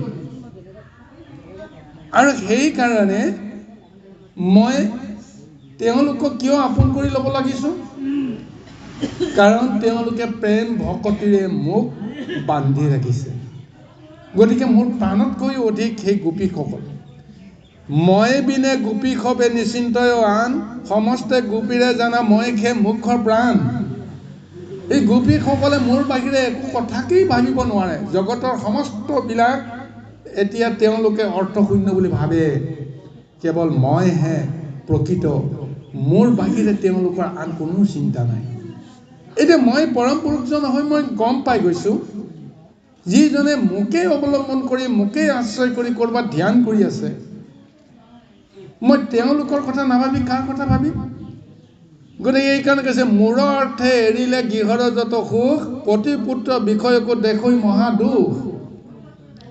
এতিয়া মনত তেওঁলোকৰ ভাবে যে গৃহত যদি নাথাকিলেহেঁতেন, স্বামী যদি নাথাকিলেহেঁতেন, পুত্ৰ যদি নাথাকিলেহেঁতেন, এইবিলাকক এৰি থৈতো মইতো কৃষ্ণৰ লগতেতো মই মথুৰালৈকে যাব পাৰিলোহেঁতেন। এতিয়া মই যাব নোৱাৰোঁ, কিয়? এই বিষয়বিলাক ৰৈ আছে। অনৰ্থক এই আৱৰ্জনাবিলাকক লৈ এতিয়া মই এৰিব নোৱাৰোঁ। এইটো দুখৰ কাৰণে তেওঁলোক আজি তাত বন্দী হৈ আছে। কিন্তু আচলতে সেই সকবিলাকক তেওঁ অনৰ্থ বুলি ভাবি অন্তৰাত্মাই মোকেই তেওঁলোকে সদায় ধ্যান কৰি আছে যে মোকেহে বল্লভ প্ৰিয় আত্মা বুলি মানে, মোক মাত্ৰ স্মৰে মনে একোৱেই নাজানে। ইমান অবুজ মন তেওঁলোকৰ, মোৰ বাগিৰে একো কথাই তেওঁলোকে নাভাবে। আৰু স্বামীৰো স্বামী পৰম স্বামী মহা মোক ৰূপ লৈ আজি তেওঁলোকে ভাবি আছে। তেওঁলোকৰ বেলেগ স্বামী বুলি ভবা নাই, নিজৰ গৃহত থকা স্বামীজনৰ কথা তেওঁলোকে ভবাই নাই। কি হৈছে কি নহৈছে এইবিলাক কথা ভাবিবলৈ নাই। যন্ত্ৰবৎ কিবা কৰিব লাগে কৰি আছে। শুই থকা মাতৃগৰাকীয়ে গমেই নাপায় যে ল'ৰাটোৱে বা সন্তানটোৱে যে তাৰ বুকুত উঠি তাৰ স্তন পান কৰি আছে। মাকেতো গমেই নাপায়, অথচ মাকৰ স্তন পান কৰি সেই সন্তানটোৱে আনন্দ পাই আছে। তদ্ৰূপ যেন আজি এনেকুৱাই হৈছে। বিষয় কৰ্মখিনি কৰি আছে সঁচা, কিন্তু অনুভূতি নাই। কোনে স্তনপান কৰিছে কৰি থাকক, কোনে তেওঁলোকক লৈ কি ভাবিছে ভাবি থাকক, কিন্তু তেওঁ ভাবি আছে কাক? কৃষ্ণ। গতিকে এই হেন গোপীসকলৰ অন্তৰাত্মাত মোৰ প্ৰতি থকা যিটো অকৃত্ৰিম ভক্তিৰ কাৰণত এতিয়া তেওঁলোক বিফল হৈ আছে। আৰু তেওঁলোকৰ মনৰ দুখৰ কাৰণ এতিয়া উদ্ধৱক কৈছে, কিহৰ কাৰণ জানা? মই যে মথুৰা ত্যাগ কৰি মথুৰালৈ অহাৰ সময়ত গোপীসকলে যেতিয়া মোক বাধা দিছিল, মইতো তেতিয়া তেওঁলোকক মই এটা বাক্য দিছিলোঁ। তেওঁলোকৰ পৰা এৰাই চলিবৰ কাৰণে মই বাক্য দিছিলোঁ, মই অনতি পলমে আকৌ মথুৰাৰ পৰা বৃন্দাবনলৈ আহিম। এই মোৰ বাক্য তেওঁলোকে সাৰোগত কৰি ৰৈ আছে। তেওঁলোক মৰিব লাগিছিল ইমান দিনে, বিৰহ বেদনাৰ প্ৰাণ ত্যাগ কৰিব লাগিছিল, কিন্তু প্ৰাণ ত্যাগ কৰাৰ ইচ্ছা কৰা নাই। কিয় কৰা নাই? অন্তৰাত্মাই কৈ আছে, মই মৰাৰ পিছত যদি কৃষ্ণ আহে, তেওঁতো আহিম বুলি কৈছে, আহি যদি তেওঁ মোক লগ নাপায়, তেওঁ কম দুখ পাবনে? ঠিক এনেকুৱা কিছুমান বিৰহ বেদনাত আজি তেওঁলোকে প্ৰাণটো লৈ মোৰ কাৰণে অপেক্ষা কৰি আছে। কিবা কম বুলি আপুনি এই শব্দ এটা ক'লে নহয়, গোপিকা। হয়, গোপ আৰু গোপিকা। হয় হয়। গোপিকা মানে কাক বুজাবলৈ গৈছে? এইটো তেওঁলোকৰ যি গৃহস্থ, নহয় জানো? তাকে গৃহস্থক বুজাবলৈ গৈছে গোপীসকলৰ। এই যিজন হেৰি ধৰি লওক এই স্বামী আৰু, নহয় জানো? স্বামীক বুজাবলৈ গৈছে আপুনি গোপিকা মানে? নাই, গোপিকা বুলি ক'লে স্বামীটো বুজা নাযায়। গোপ আৰু গোপী দুটা ব্যাকৰণগত এটা শব্দ, পুংলিংগৰ স্ত্ৰীলিংগ। কিন্তু গোপী বুলি ক'লে এগৰাকী গোপীক এক বচনত বুজা যায়। কিন্তু গোপিকা বুলি ক'লে বহু বচন। একেলগে যেতিয়া আছোঁ আমি গোপিকা। গোপীসকল আৰু গোপিকা একেটাই অৰ্থ দেই। নহয়। স্বামী বুলি ক'লেতো সেইজন স্বামীটোতো আচলতে মায়া স্বামী বুলি ভগৱন্তৰ আগত, কৃষ্ণৰ আগত তেওঁলোকে আগতেই কৈ থৈছে যে গৃহত থকা জন্তুটো মায়া স্বামীহে, আচল স্বামীজন তুমিহে। বহু বচনত গৈছে গোপিকা। গোপিকাটো বহু বচন, গোপী এক বচন। প্ৰত্যেককে এইটো ব্যক্তিগতভাৱে সেইটো বুজায় কৃষ্ণ।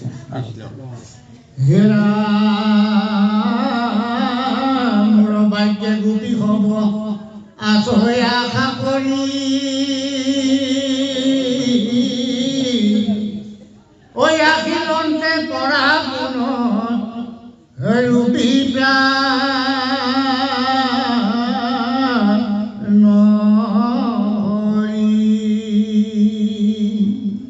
অমূৰ গুণ নাম বিনে আন কথা নাই,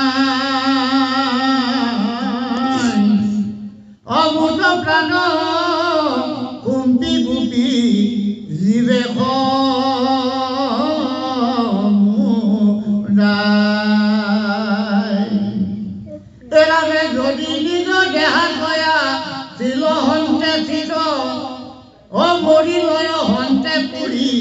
বিৰহ বনিত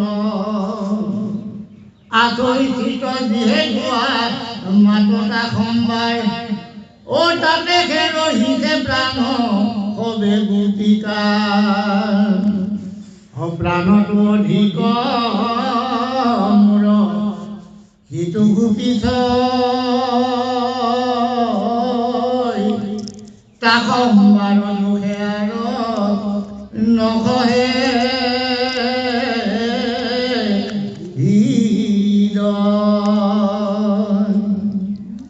হেন জানি সত দেখ লিও গোপপুৰ অৱতন সন্দেহ কয়া কৰাটো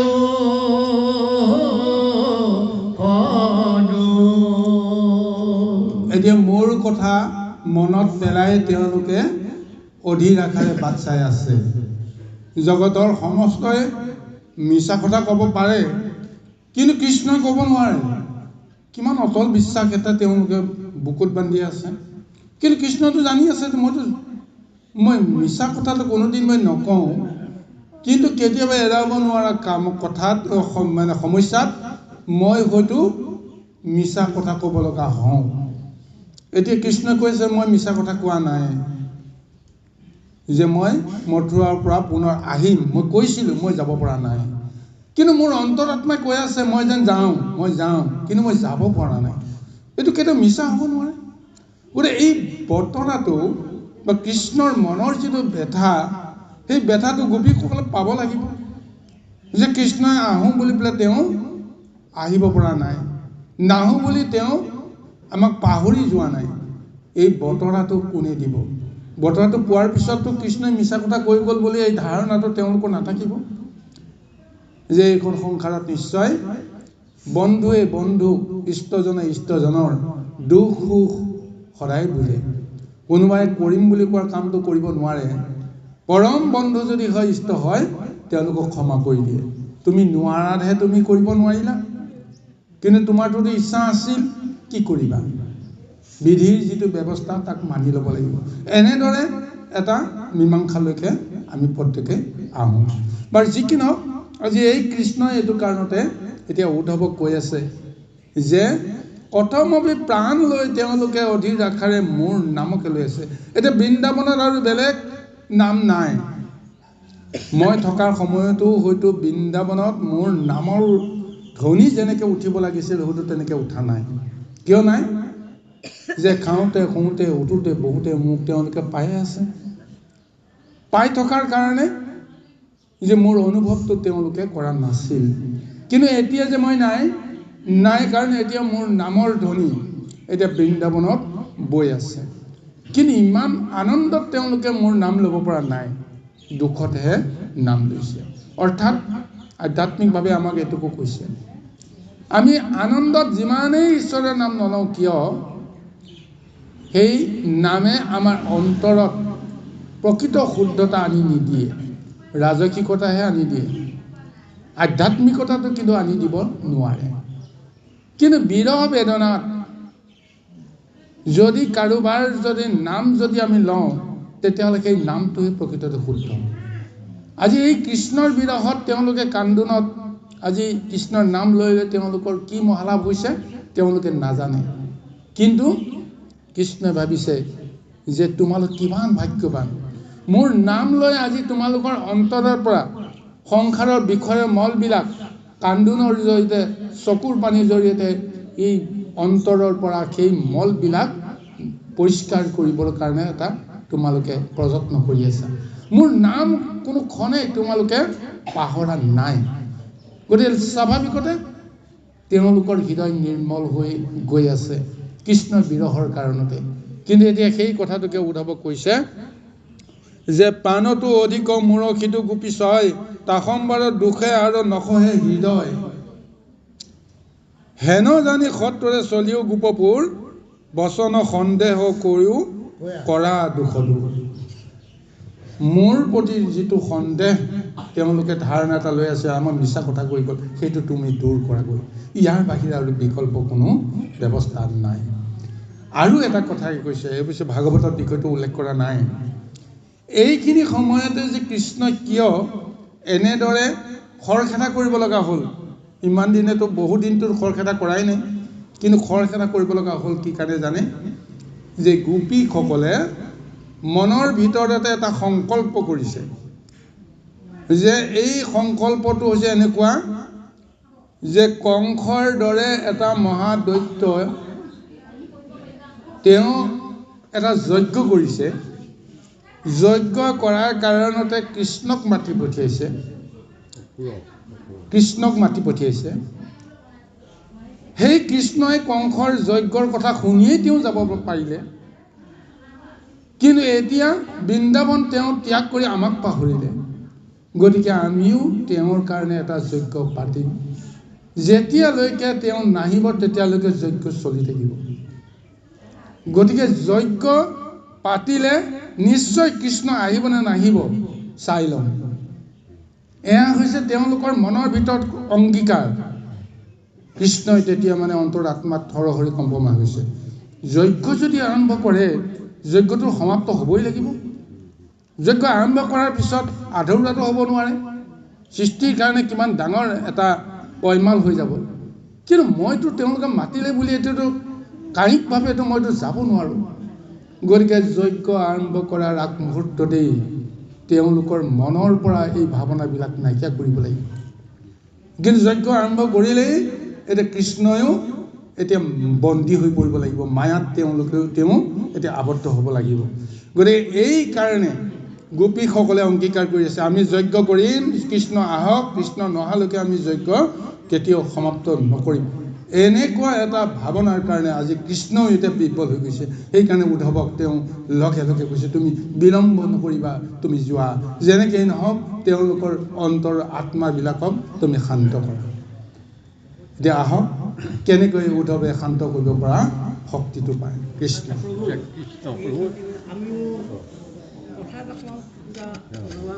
হয়, কওকচোন বাৰু।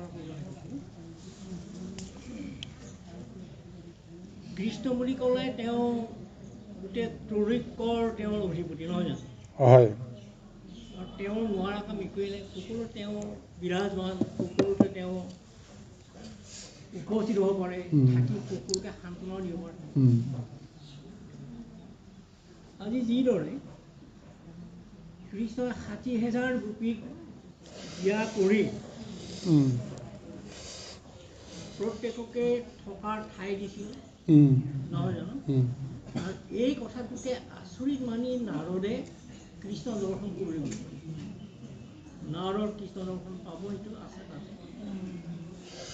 য'তে যায় ত'তেই প্ৰত্যেক ঘৰ গোপীৰ ঘৰতেই কৃষ্ণক দেখিছিল। ক'ৰবাত কেঁচুকে ওলাইছিল, ক'ৰবাত গোপীজনীৰ লগতেই ধেমালি ধূলা কৰি আছিল, ক'ৰবাত কিবা খাই আছিল। এনেকুৱা এঘৰ নাছিল যি ঘৰত নেকি কৃষ্ণ নাই বা গোপীসকলে আছে। এই যিটো তেওঁৰ মানে অলৌকিক যিটো কাৰ্য তেওঁ যে কৰিব পাৰিছিল, নহয়? একেবাৰে ৰাসত আমি পাওঁ বৃন্দাবন, যে যত গোপী তত কৃষ্ণ, বৃন্দাবনৰ মাজে নানা ৰূপে কেলি কৰে গোপীনীৰ সংগে কৃষ্ণ নাচে বুলি কয় গীতত। যত গোপী তত কৃষ্ণ ৰাসত। কৃষ্ণৰ ইমান এটা মানে অলৌকিক গুণ এটা আছে, এই গুণেৰেতো আজি এয়া ব্ৰজৰ গোপীসকলে যিটো মনৰ দ্বিধাত আছিলে, জয় কৃষ্ণ, কৃষ্ণ ইমান দিন হ'ল কিয় অহা নাই মধুৰৰ পৰা, আমাক বেয়া পালে নেকি, তেওঁ নাহিবই নেকি, জয় কৃষ্ণ। এই কথাখিনি কৃষ্ণৰো অহাত এতিয়া আমাৰ যিটো চৰ্চা হৈ আছে, এইখিনি কথাকে উদ্ধৱক কোৱাই মেলি উদ্ধৱক পাচিছে যে তুমিয়েই যোৱা, তুমি গৈ কোৱা আমি এনেকৈ আছোঁ, আমি গৈ পাম। কোৱাত কৰিম যদি তেওঁ এইটো অলৌকিক মায়াৰে সকলোৰে গোপীবিলাকৰ ঘৰে ঘৰে যদি কৃষ্ণ গ'লহেঁতেন, জয় কৃষ্ণ। কথাটো অৱতৰণ নহ'লে। ঠিক আছে বাৰু, বুজি পালোঁ আৰু প্ৰভু। হয়, এতিয়া কথা হৈছে কি, যদি প্ৰত্যেকৰ অন্তৰাত্মাত সেই শুদ্ধ জ্ঞানটো ধাৰণাটো দিয়েই তেওঁ যদি লীলা কৰে, তেতিয়াহ'লে তেওঁ লীলাৰ মাহাত্ম্যটো নাথাকিবগৈ। কোনে বুজিব? মোৰ অন্তৰাত্মাত মোৰ এটা ভাৱনা আহি গৈছে, মই নিজকে বুজিব নোৱাৰোঁ যে মই নিৰ্দিষ্ট সময়ত যেতিয়া এটা ভাল চিন্তা এটা কৰিলোঁ, চিন্তাটো কৰিয়ে সেই চিন্তাটো মতে যেতিয়া কৰ্মটো মই যেতিয়া সফল কৰিলোঁ, সকলোৱে মোক প্ৰশংসা কৰিলে, মই তাতে মই কি হৈ গৈছোঁ, নিজকে নিজে গদগদ হৈছোঁ, নিজকে নিজে আত্মসন্তুষ্টিত ভুগিছোঁ। কিন্তু এই শক্তিটো মোক কোনে দিলে? এই কথাটোতো মইতো মানি নলওঁ, জগতেও নামানে, যে মোৰ হৃদয়ত যে সেই কৃষ্ণ নামৰ মহাশক্তিটোৱে চিত চেতনা বুদ্ধিত যিটো অনুভৱ দিলে, সেইখিনিক লৈহে যে মই কৰ্মটো কৰিলোঁ, এই জ্ঞানটো আমাৰতো নাই। গতিকে মায়াত ডুবি থকা সকলে ঈশ্বৰকো চিনি নাপায়, গুৰুকো চিনি নাপায়, নিজকো চিনি নাপায়। গতিকে ঈশ্বৰে কৈছে এইখন সংসাৰত নিজকো বুজিব লাগিব, জগতকো বুজিব লাগিব, ঈশ্বৰকো বুজিব লাগিব। তাৰ কাৰণে আজি সেই ভক্তসকলৰ লগত তেওঁ লীলা কৰিবলৈ আহিছে। গতিকে উদ্ধৱকো তেওঁ এটা সুযোগ দিছে আৰু গোপীসকলকো তেওঁলোকৰ অন্তৰাত্মাত কৃষ্ণৰ প্ৰতি থকা যিটো মহা ভক্তি, সেই ভক্তিটোক যেন অহংকাৰত পৰিণত হ'ব লগা নহয়। নহ'লেতো মইহে এইটো কথা চিন্তা কৰিছোঁ বুলি যদি আমি যদি গৰ্ব কৰোঁ, অহংকাৰ কৰোঁ, তেতিয়াহ'লে ঈশ্বৰৰ কথাটো আমি পাহৰি যাম। গতিকে এইকাৰণে আজি এই উদাহৰণবিলাক আমাক দিছে। আৰু এই কৃষ্ণ কিয় তেওঁ এইবিলাক অলৌকিক লীলাবিলাক কৰিবলৈ সমৰ্থ হৈছে, আমি এই তত্ত্বটো নাৰদৰ জৰিয়তে আপোনাৰ প্ৰভুজনেও কৈ গ'ল। গোপীসকলৰ লগত ৰাসক্ৰীড়া কৰা নাৰদে কৃষ্ণ দৰ্শন কৰিবলৈ গৈ যিখিনি পালে, তাৰ মাজতে এটা কথাই আমি নিশ্চয় ধাৰণা কৰিব পাৰিম, তেওঁ মনুষ্যৰ কাঁড় এটা লৈহে সংসাৰত আহিছে, কিন্তু অন্যান্য মনুষ্যৰ দৰে তেওঁ পাৰ্থিৱ শৰীৰ এটা লৈ সংসাৰত অহা নাই। অন্যান্য মনুষ্যৰ দৰে তেওঁ মায়া লীলা কৰিবলৈ অহা নাই। তেওঁ পৰমাৰ্থিক পুৰুষ, পৰমাৰ্থ লীলাই তেওঁ কৰি আছে। গতিকে তেওঁক বুজিব পৰা শক্তিটো যিসকলে পাইছে, সেইসকলেহে উদ্ধাৰ পাইছে, কিন্তু যিসকলে পৰা নাই, নাই। গতিকে এতিয়া বসুদেৱৰ পুত্ৰ বুলি আমি সকলোৱে জ্ঞান কৰিছোঁ, দৈৱকী গৰ্ভৰ পৰা তেওঁ জন্ম হোৱা বুলি আমি সকলোৱে জ্ঞান কৰিছোঁ, কিন্তু দশম অধ্যায়ৰ আৰম্ভণিতে কৃষ্ণৰ জন্মৰ মুহূৰ্ততে বিষয়টো সুন্দৰভাৱে ভাগৱতে দাঙি ধৰিছে যে জন্ম হোৱাৰ পিছতে বসুদেৱে প্ৰথমতে কৃষ্ণক এটা সাধাৰণ এটা নৰৰূপত, নৰশিশুৰ ৰূপত তেওঁ দেখা নাই। হংস চক্ৰ গদা পদ্মধাৰী চতুৰ্ভুজ মূৰ্তিটোহে বসুদেৱে দেখিছে। তাৰপিছত মাতৃ যশোদাও সেইটো ৰূপে দেখিছে। অৰ্থাৎ সেইটো ৰূপেহে যে তেওঁ বৈকুণ্ঠৰ পৰা আহি মৰ্ত্যত তেওঁ যে আবিৰ্ভাৱ হৈছে, এই কথাটো ভাগৱতে আমাক দাঙি ধৰিছে। আৰু ইচ্ছাধাৰী এটা ৰূপ লৈহে লীলা কৰিবৰ কাৰণে তাৰপিছত সেই ৰূপটো তেওঁ সম্বৰণ কৰি মনুষ্যৰ এটা ৰূপ, সাধাৰণ দিগম্বৰ শিশু এটা ৰূপ লৈছে। আৰু সেই ৰূপটো কিন্তু প্ৰকৃতপক্ষে কিন্তু মনুষ্যৰ ৰূপ বুলি আপোনালোকে জ্ঞান নকৰিব, কাৰণ তেওঁ ইচ্ছাধাৰী ৰূপে, ইচ্ছাধাৰী ৰূপ লৈছে মনুষ্যৰ ৰূপত। আৰু সেই হিচাপে মনুষ্যই শিশুৱে যেনেকৈ ডাঙৰ দীঘল হৈছে, ক্ৰমে ক্ৰমে শ্ৰী বৃদ্ধি হয়, ঠিক তেনেকুৱা এটা অৱস্থাৰে লোকক মোহিত কৰি আছে। কিন্তু স্বৰূপতে তেওঁ পৰম ঈশ্বৰ, পৰম পুৰুষ। ভক্তসকলে কিন্তু তেনেকৈহে তেওঁক চিনি পালে। সেইকাৰণে প্ৰত্যেক গোপীৰ লগত তেওঁ যে মনৰ বাঞ্ছাটো পূৰণ কৰিবৰ কাৰণে সেইটো ৰূপতেই তেওঁ লীলা কৰি আছে। যত গোপী তত কৃষ্ণ, সমস্ত জীৱতেই যদি প্ৰভু ভগৱন্ত নিবাস কৰি আছে, গতিকে সেইটো ৰূপত যদি চাওঁ, আচলতে ৰাসলীলাটো লৌকিক লীলা নহয়, এইটো আধ্যাত্মিক লীলা, আমাক জ্ঞান দিবৰ কাৰণে কৰা লীলা। গতিকে আমি সমস্ত গোপী, আমাৰ মাজত কৃষ্ণ প্ৰত্যেকৰে দেহতে আছে। তেওঁ নাথাকিলেতো আমাৰ কামেই নাই। তেওঁক যেতিয়া বুজি পাই গ'লোঁ যে তেওঁ নহ'লে আমাৰ কাম নাই, গতিকে সেই মুহূৰ্তৰ পৰা তেওঁৰ লগতে আমি আসক্ত হ'ব লাগে। কিন্তু মায়াই যে আমাক বাৰে বাৰে টানি থাকে কাৰণে আমি পাহৰি যাওঁ। গতিকে এই মায়াৰ ৰূপৰ পৰা গোপীসকলক সম্পূৰ্ণভাৱে আঁতৰাবৰ কাৰণে আজি এই মহালীলাটো কৰাই আছে। এতিয়া উদ্ধৱক পঠিয়াইছে, উদ্ধৱক পঠিয়াই উদ্ধৱৰ পৰা কৃষ্ণ সম্বন্ধে যিটো বাতৰি গোপীসকলৰ হৃদয়ত তেওঁ প্ৰদান কৰিব, তাৰ পিছতহে গোপীসকলৰ অন্তৰাত্মাই কৃষ্ণ সম্বন্ধে যিবিলাক ধাৰণা আছিল আগতে বিষয় সম্বন্ধ সমস্তবিলাক ত্যাগ কৰিব। আৰু এই গোপীসকলক উদ্ধৱৰ দৰে এজন মহামহন্তই মহাভক্তই শান্ত কৰাৰ পিছত ইয়াৰ পিছত একেবাৰে জীৱনৰ অন্তিম মুহূৰ্তলৈকে কৃষ্ণ বৈকুণ্ঠলৈ যোৱাৰ আগমুহূৰ্তলৈকে কৃষ্ণৰ বিৰহত সেই গোপীসকলে কোনো দিন এনেদৰে দুখ কৰিব লগা আৰু হোৱা নাই। কিয় হোৱা নাই? কাৰণ তেওঁলোকৰ অন্তৰাত্মাত দিব্য জ্ঞানৰ দৰ্শন উদ্ধৱৰ দৰে মহামহন্ত এজনৰ জৰিয়তে কৃষ্ণ সম্বন্ধৰ সমস্তখিনি শক্তি তেওঁলোকক প্ৰদান কৰিল। আৰু সেইখিনি কাৰণতে পৰম বিশ্বাসত তেওঁলোকে মানি ল'লে কৃষ্ণ য'তেই নাথাকক কৃষ্ণ মোৰ লগত আছে। সেই কৃষ্ণক দেখিবৰ কাৰণে তেওঁলোকৰ প্ৰত্যেকৰে শক্তি আছে, সামৰ্থ্য আছে। হে কৃষ্ণ বুলি কোৱাৰ লগে লগে কৃষ্ণ আহি তেওঁলোকৰ সন্মুখত উপস্থিত হয়। কিন্তু জানে এইজন কৃষ্ণ বসুদেৱৰ পুত্ৰ কৃষ্ণ নহয়, তেওঁ স্বয়ং ঈশ্বৰ কৃষ্ণ। গতিকে প্ৰয়োজনত তেওঁ যি ৰূপেই নহওক সেই ৰূপ লৈ ভকতৰ সন্মুখলৈকে আহে। আৰু এই ৰূপতেই গোপীসকলে পিছত কৃষ্ণক তেওঁলোকে পোৱাৰ যিটো ব্যৱস্থা অলৌকিকভাৱে তেওঁলোকে লাভ কৰিছিল, লৌকিকভাৱে নহয়। গতিকে এই জ্ঞানৰ শুদ্ধতাটো আজি উদ্ধৱৰ দৰে মহাভক্তৰ জৰিয়তে আজি গোপীসকলৰ অজ্ঞান যিখিনি বিষয়, যিখিনি অন্ধকাৰ, সেইখিনি দূৰ কৰিবৰ কাৰণে ব্যৱস্থা কৰিছে কৃষ্ণ। এটা মোৰ কথা থাকিলে এই গোপীসকলৰ যিটো এই ভগৱানৰ প্ৰতি যিটো তেওঁলোকৰ উদ্বেগ, ভগৱান কৃষ্ণ আহিব, কৃষ্ণ আহিব, কিন্তু তেওঁলোকৰ এই গোপীসকলৰ যিটো ভক্তি আছিলে, এই ভক্তিটো আৰ্ত নে জিজ্ঞাসু নে কোনটো ভাৱ আছিলে? এইটো আৰ্ত ভক্তি। আৰ্ত হ'ব, আৰ্ত জিজ্ঞাসু, অৰ্থাৰ্থী আৰু মুখ্য, জ্ঞান আৰু মুখ্য। গতিকে তেওঁলোকৰ ভক্তিত কি আছিলে? আৰ্ত।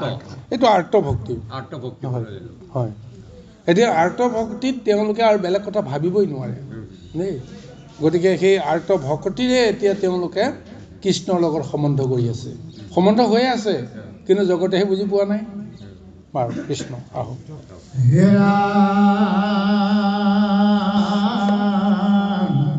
অপুকনি গণতি ৰাজা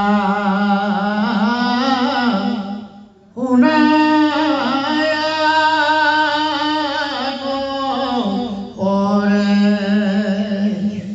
অজবে নয়া দেখো ৰিৰাদা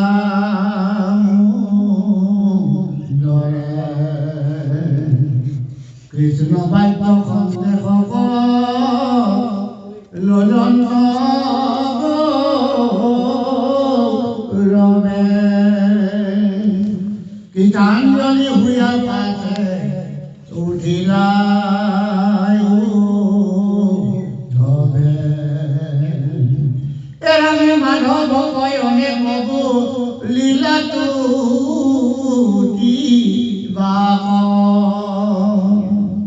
তোমাৰ পাৱত কম্পি আছয়া নাম হেন জানা নাথময়ী অতদুনী ভিত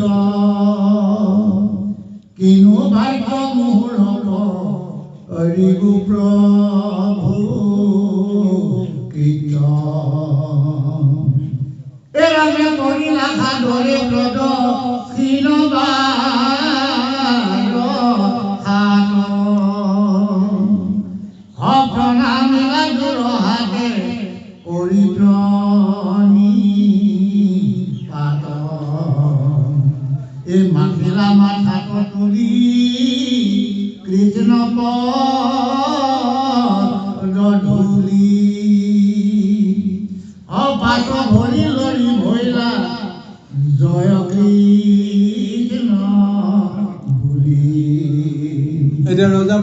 আগত শুকমুনিয়ে উদ্ধৱৰ আৰু কৃষ্ণৰ এই মহাসংযোগৰ কথাখিনি সুন্দৰভাৱে ব্যক্ত কৰি আছে। এতিয়া পুনৰ শুকমুনি উদ্ধৱক কৈছে, আপোনাৰ পৰীক্ষিতে কৈছে যে হে মহাৰাজ, উদ্ধৱক যেতিয়া কৃষ্ণই গোপীসকলৰ ওচৰলৈকে পঠিয়াইছে, সমস্তখিনি বিৱৰণ তেওঁক দাঙি ধৰিছে। ইয়াৰ পিছত বোলে উদ্ধৱৰ মনত ইমান বোলে আনন্দ হৈছে, ইমান পুলকিত হৈছে, তাৰপিছত তেওঁ কৃষ্ণক প্ৰণিপাত কৰি তেওঁ মহাস্তুতি কৰি তেওঁ বিনাইছে যে হে প্ৰভু, যে তোমাকেই সদায় মই পৰম বান্ধৱ বুলি তুতি মিনতি কৰি আছোঁ, তোমাকেই নিজৰ ভিতৰো বুলি মই নিজকে গণ্য কৰি মই তোমাৰ সেৱা কৰি আছোঁ। আজি মই পৰম ধন্য এইকাৰণে যে মোৰ দ্বাৰাই তুমি এতিয়া তোমাৰ কাৰ্য কৰিবৰ কাৰণে তুমি সংকল্প কৰিছা, তোমাৰ কাৰ্যকৰণৰ কাৰণে তুমি মোক বাছি লৈছা। গতিকে আজি মই ধন্য এইকাৰণে যে ঈশ্বৰৰ অৰ্থে মই আজি সেই মই শুদ্ধ সঠিক কৰ্মটো কৰাৰ মই সৌভাগ্যপন পালোঁ, কেৱল তোমাৰ কাৰণত। গতিকে মোৰ মন কিমান পুলকিত হৈছে, ঈশ্বৰৰ অৰ্থে কাম কৰাৰ আনন্দত আজি যেন উদ্ধৱ পুলকিত হৈ গৈছে। কিন্তু তাৰপিছতো কৈছে, হে প্ৰভু, তুমি দিয়া দায়িত্ব সম্পাদন কৰাৰ শক্তি সাধ্য মোৰ নাই, তুমি মোক কৃপা কৰিব লাগিব, তোমাৰ কৃপাৰ অবিহনে মই একো কৰিব নোৱাৰোঁ। এই বুলি কৃষ্ণৰ চৰণত শৰণাপন্ন হৈ সেৱা কৰি তেওঁ 7 বাৰ প্ৰথমতে প্ৰদৰ্শন কৰিছে। তাৰপিছত পিছ ভৰিৰে তেওঁ পিছুৱাই গৈ কৃষ্ণৰ পৰা তেওঁ মেলানি মাগিবলৈ প্ৰযত্ন কৰিছে। কৃষ্ণ হৃদয় পদ্মত ধৰি কৃষ্ণৰ চৰণ, অমুখে মাধৱৰ নাম কৰিয়া কীৰ্তন। এৰামে সুবৰ্ণেৰ ৰথে চৰি মহামতি, উদ্ধৱ মহন্ত গৈলা গোকুল প্ৰতি। অসংখ্য গৰুড় পদ ধূলি চন্দ্ৰপদ, নাকলিলাই গোপী উদ্ধৱৰ। এৰামে যিহেতু সিদিনা পাইলা নন্দৰ মন্দিৰ, দেখিলা অদ্ভুত শ্ৰীক গোপৰ শৰীৰ। অসংখ্যাত ঋতু মতি গাই আছে যত, তাৰ অৰ্থে যুগে দিশে কামে ভূঞা মন্ত্ৰ। দিশৰ নাদৰ আদি শবদ তুম্বুলে, দেখি অয় নাদ যেন তেজয় গুকুলে। হীৰা ধাৱৈ নিজ বাতলোক উষাৰৰ ঘৰে,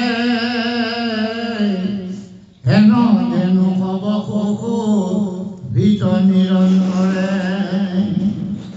এৰামে অসংখ্য ধবল বজ্ৰ দেও পাৰে ভাঙি, ঘৰে ঘৰে শবদ ঘন বংশী ধ্বনি। এৰ লৌঠৌ লোকৰ আয়াৱ, মঠে যদি কাৰ ধ্বনি পুনন্ত উদ্ধৱ। দিব্য বস্ত্ৰ অলংকাৰে ভূঞা সুমণ্ডিত, গাঁৱে গোপ গোপী গোবিন্দৰ গৌনমিত। এৰামে উপজয় প্ৰেম কাৰো ৰোমাঞ্চ কৰি, ধাৰা এক বন্তে আছে নয়নৰণী। কৃষ্ণক মন তয়ালি গিয়া পাৱে প্ৰীতি, দেৱৰ নিজ পিতৃকতো অৰ্চন্ত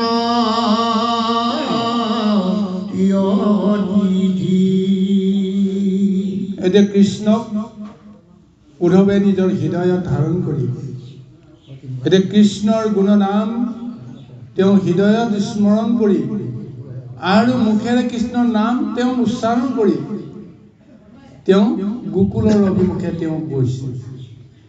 এয়া হৈছে উদ্ধৱৰ গোকুললৈ প্ৰথম আগমন। ইয়াৰ আগতে গোকুললৈ তেওঁ কোনোদিন যোৱাৰ সৌভাগ্য হোৱা নাছিল।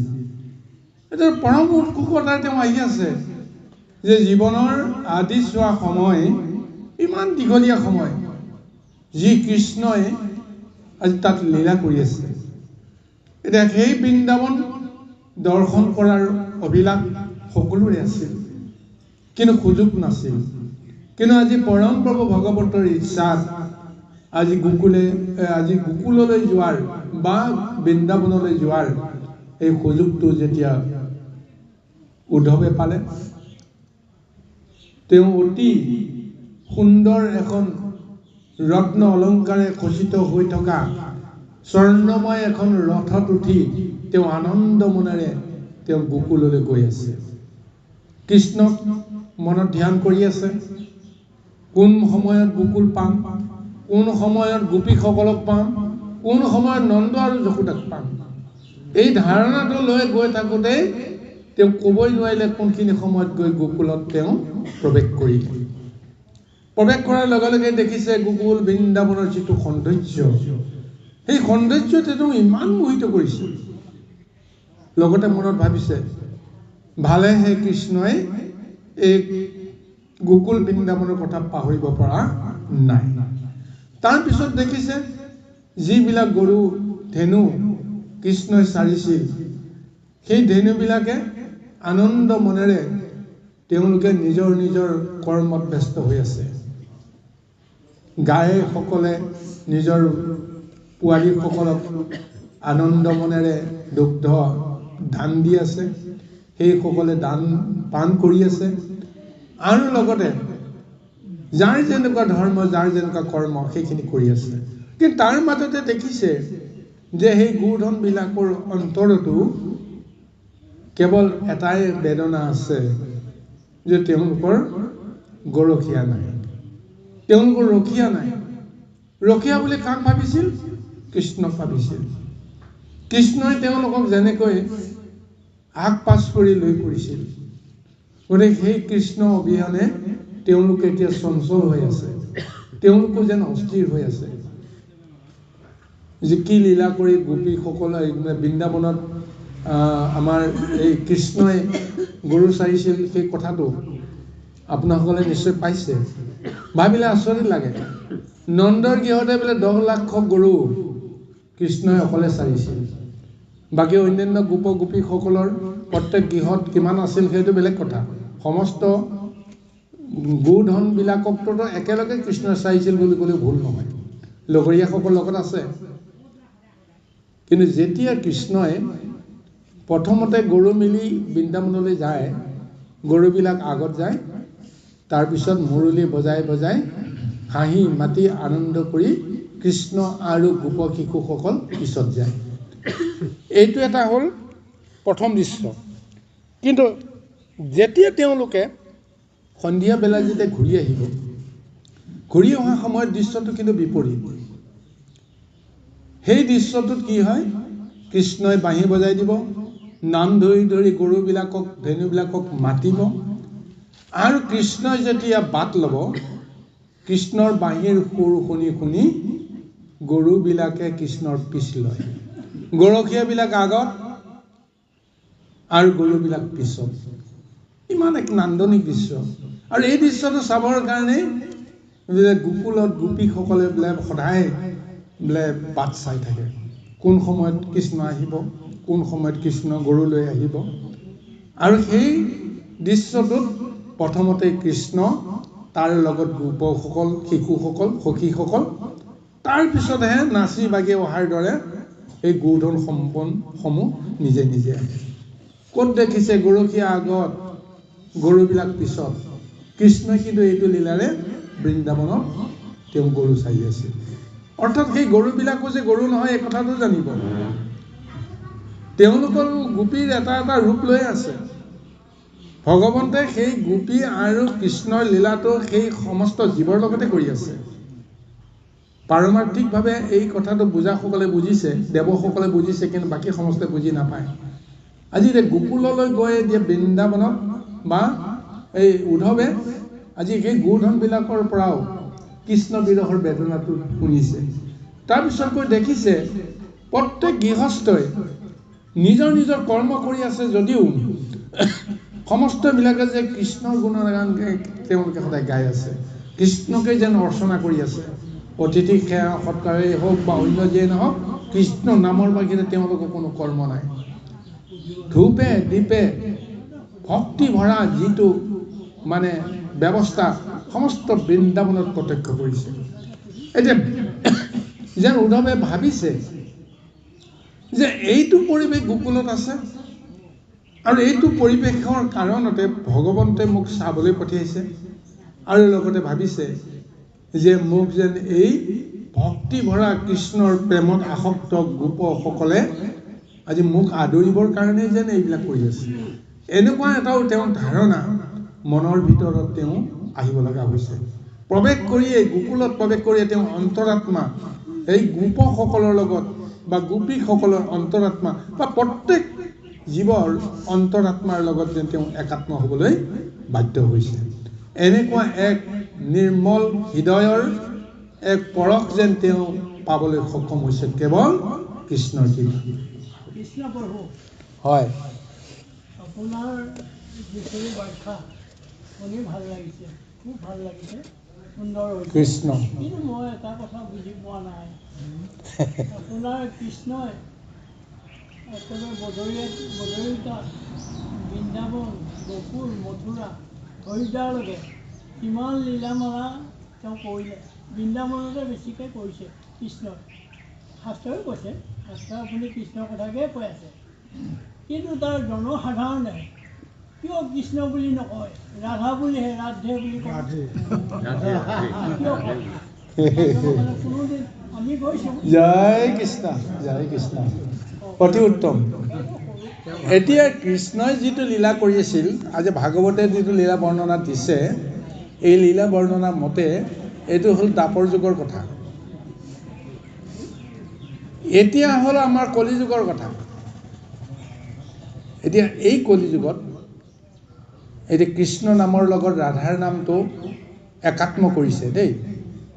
এতিয়া কথা হ'ল আমি কোনটো শুদ্ধ কোনটো ভুল আমি ক'ব নোৱাৰোঁ, কাৰণ ইয়াত যিহেতু আধ্যাত্মিকতা লগ লাগি আছে। আপুনি যদি শুদ্ধভাৱে যদি যিটো চিন্তা কৰি আছে, কোনোবাই হয়তো তেনেকুৱা চিন্তা নকৰিবও পাৰে।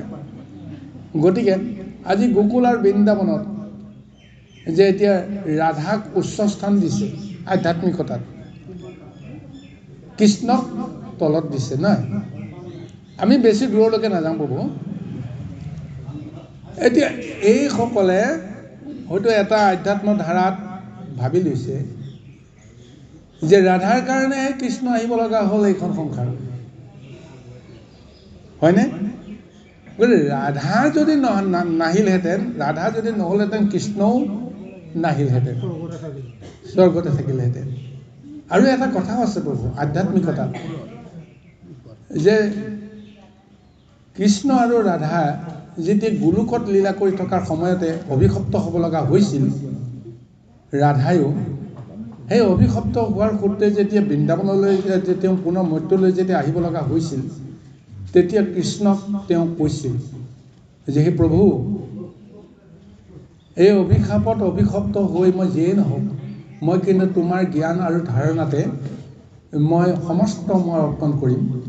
আৰু যদিহে মই তোমাতকৈ আগতে যদি মই গোকুললৈ মানে এই সংসাৰলৈকে যাব লাগে বা বৃন্দাবনলৈ যাব লাগে, তেতিয়াহ'লে মোৰ কথাটো আপুনি শুনক।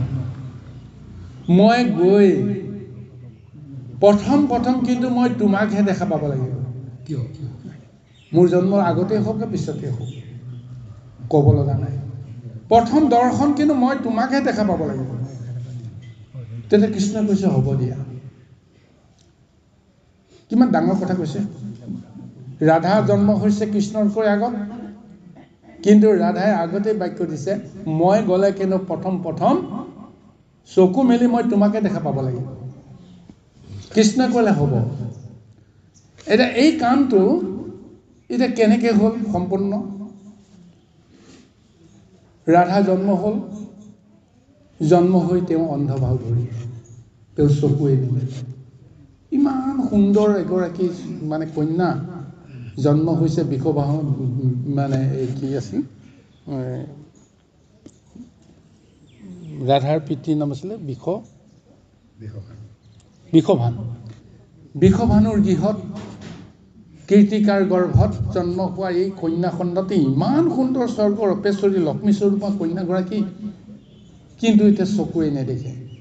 তাৰমানে চকু নেমেলে। সকলোৱে ভাবি আছে যি হওক দুৰ্ভাগ্য বুলি ভাবি ল'লে তেওঁলোকে।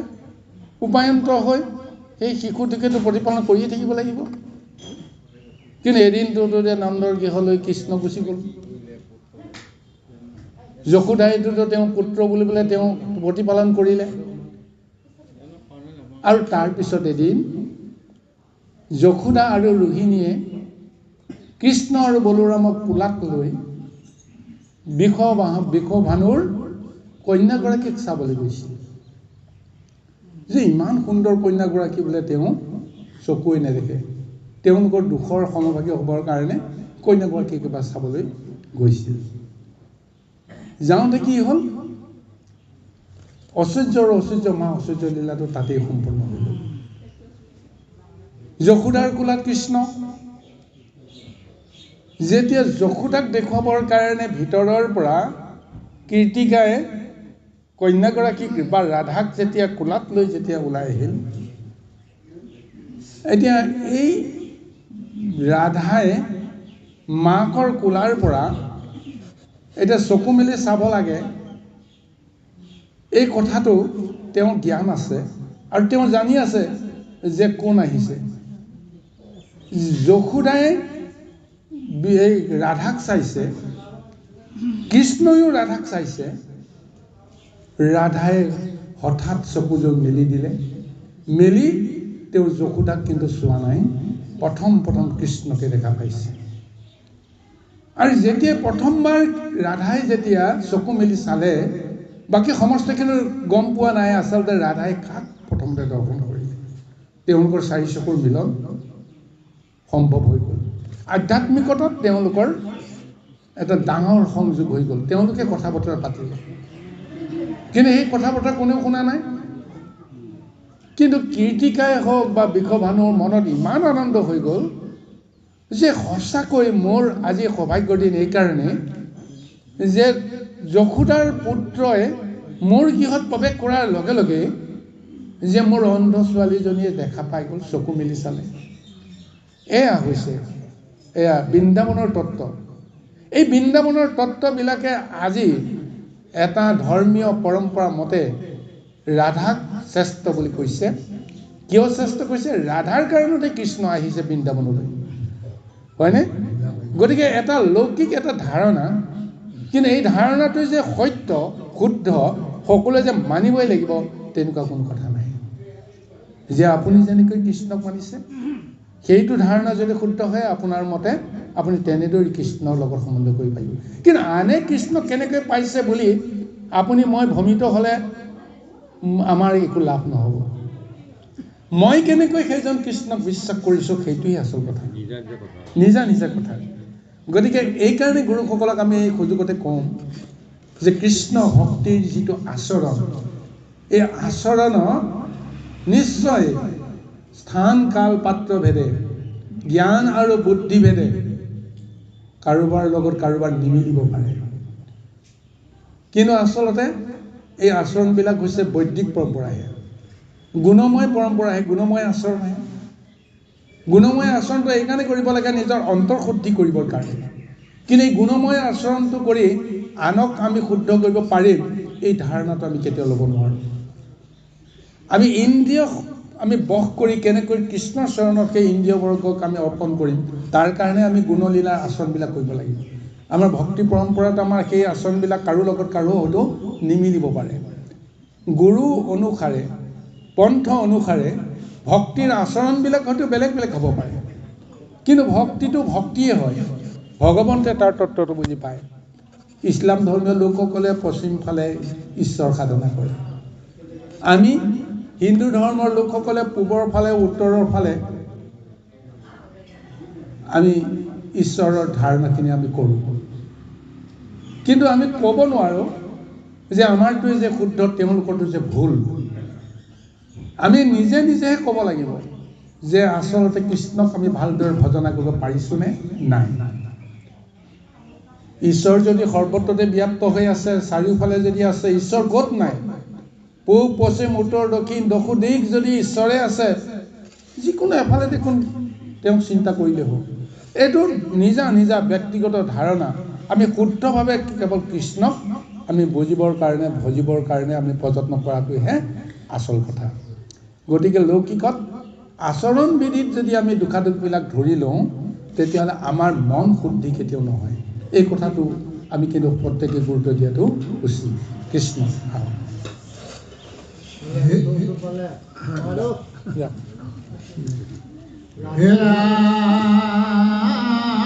জনৈৰাত প্ৰদীপ পংকটি প্ৰদীপ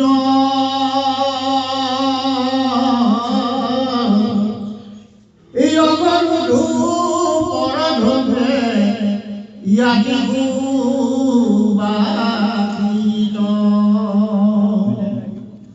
বহুবিধ সুগন্ধ কুসম ভৱবাস হেন লাগে গৃহ ভৱ গুগুলে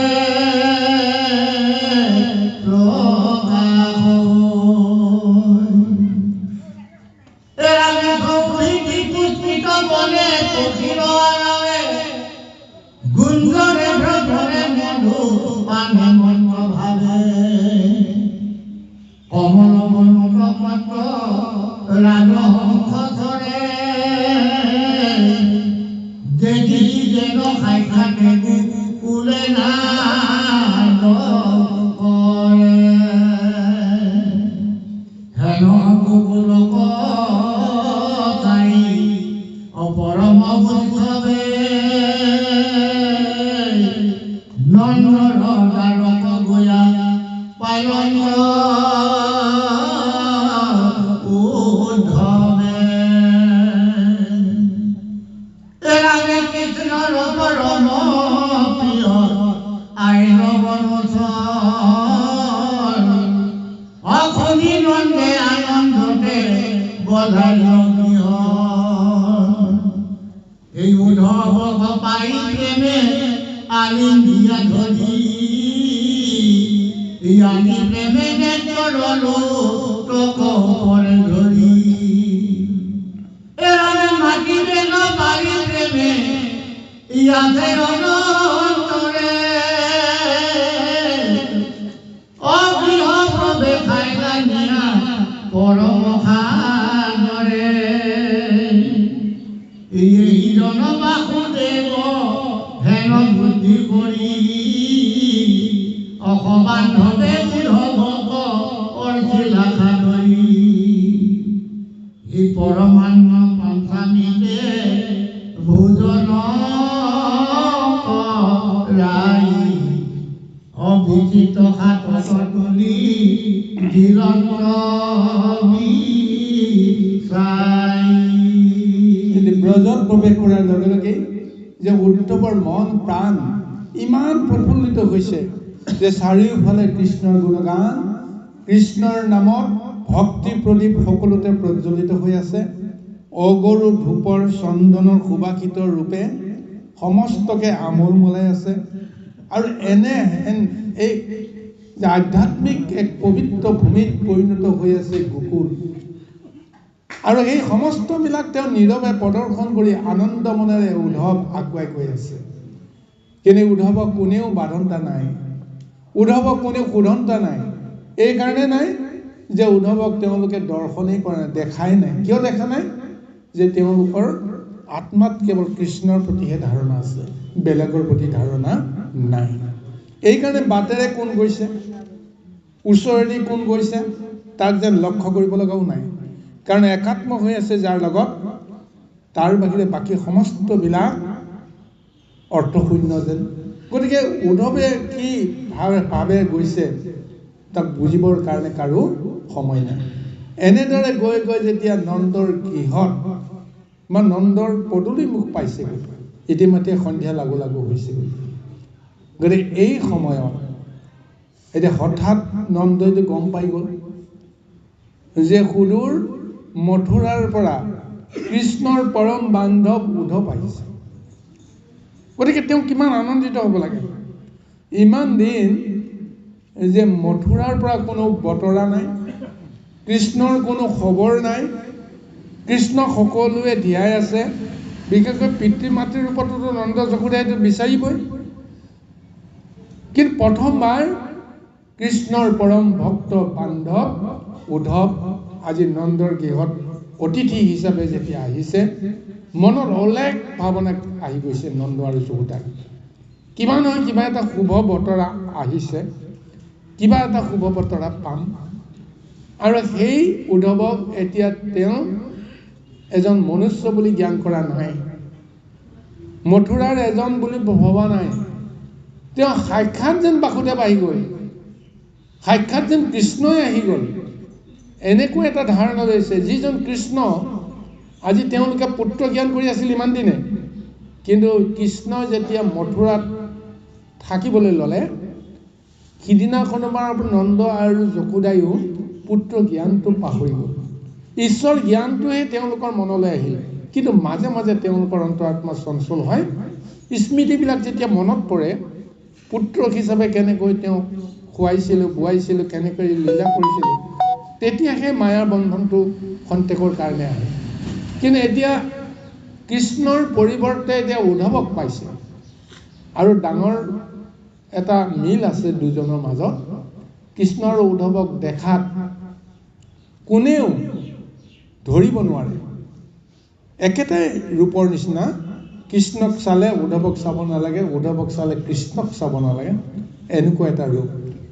তথাপিওতো পৰম ভক্ত হিচাপে ভকতকো চিনি পায়, ভগৱন্তকো চিনি পায়। এয়া যে কৃষ্ণ নহয় তেওঁলোকে কিন্তু বুজি লৈছে।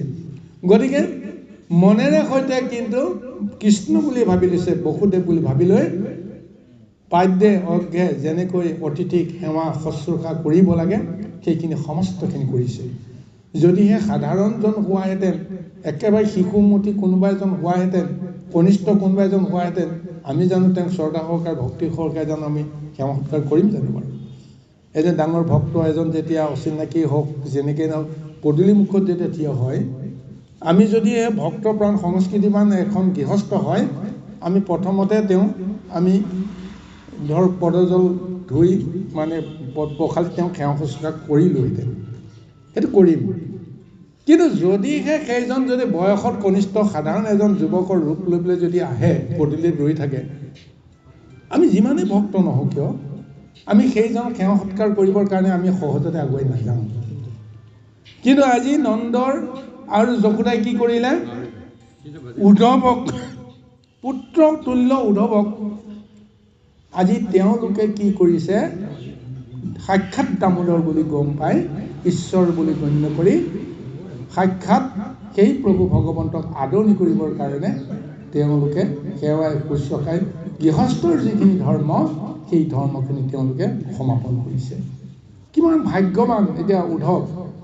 ভবা নাছিল যে এনেদৰে মোক ঈশ্বৰে জ্ঞান কৰি নন্দ যশোদাই ভৰি ধুৱাই পদধূলা শিৰত লৈ, পদজল তেওঁলোকে শিৰত লৈ এনেদৰে যে তেওঁক সন্মান কৰিব, ভবা নাছিল।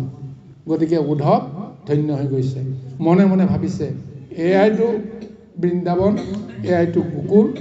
যি বৃন্দাবন আৰু গোকুল এদিন কৃষ্ণই নিজ হাতেৰে যেন তেওঁ তৈয়াৰ কৰি থৈ গুচি গৈছে।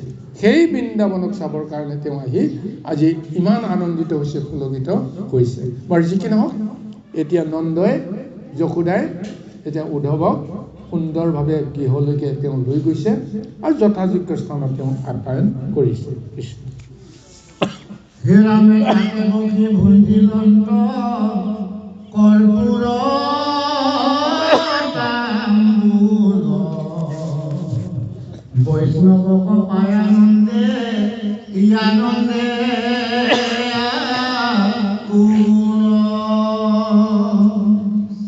মৰ্দিল হস্তে বুধ মৰদুই পাৱ অগত শ্ৰম দেখি পাছে ইয়াতি ভাৱ এৰামে বুজিলা ফল বাৰ্তা উধৱ নন্দ তোমাক দেখিলো কিনো পৰম আনন্দ যাদৱ বংশৰ বাপ কহিও কল্যাণ আপোনাৰ হৰি পঠাইলো অমৃত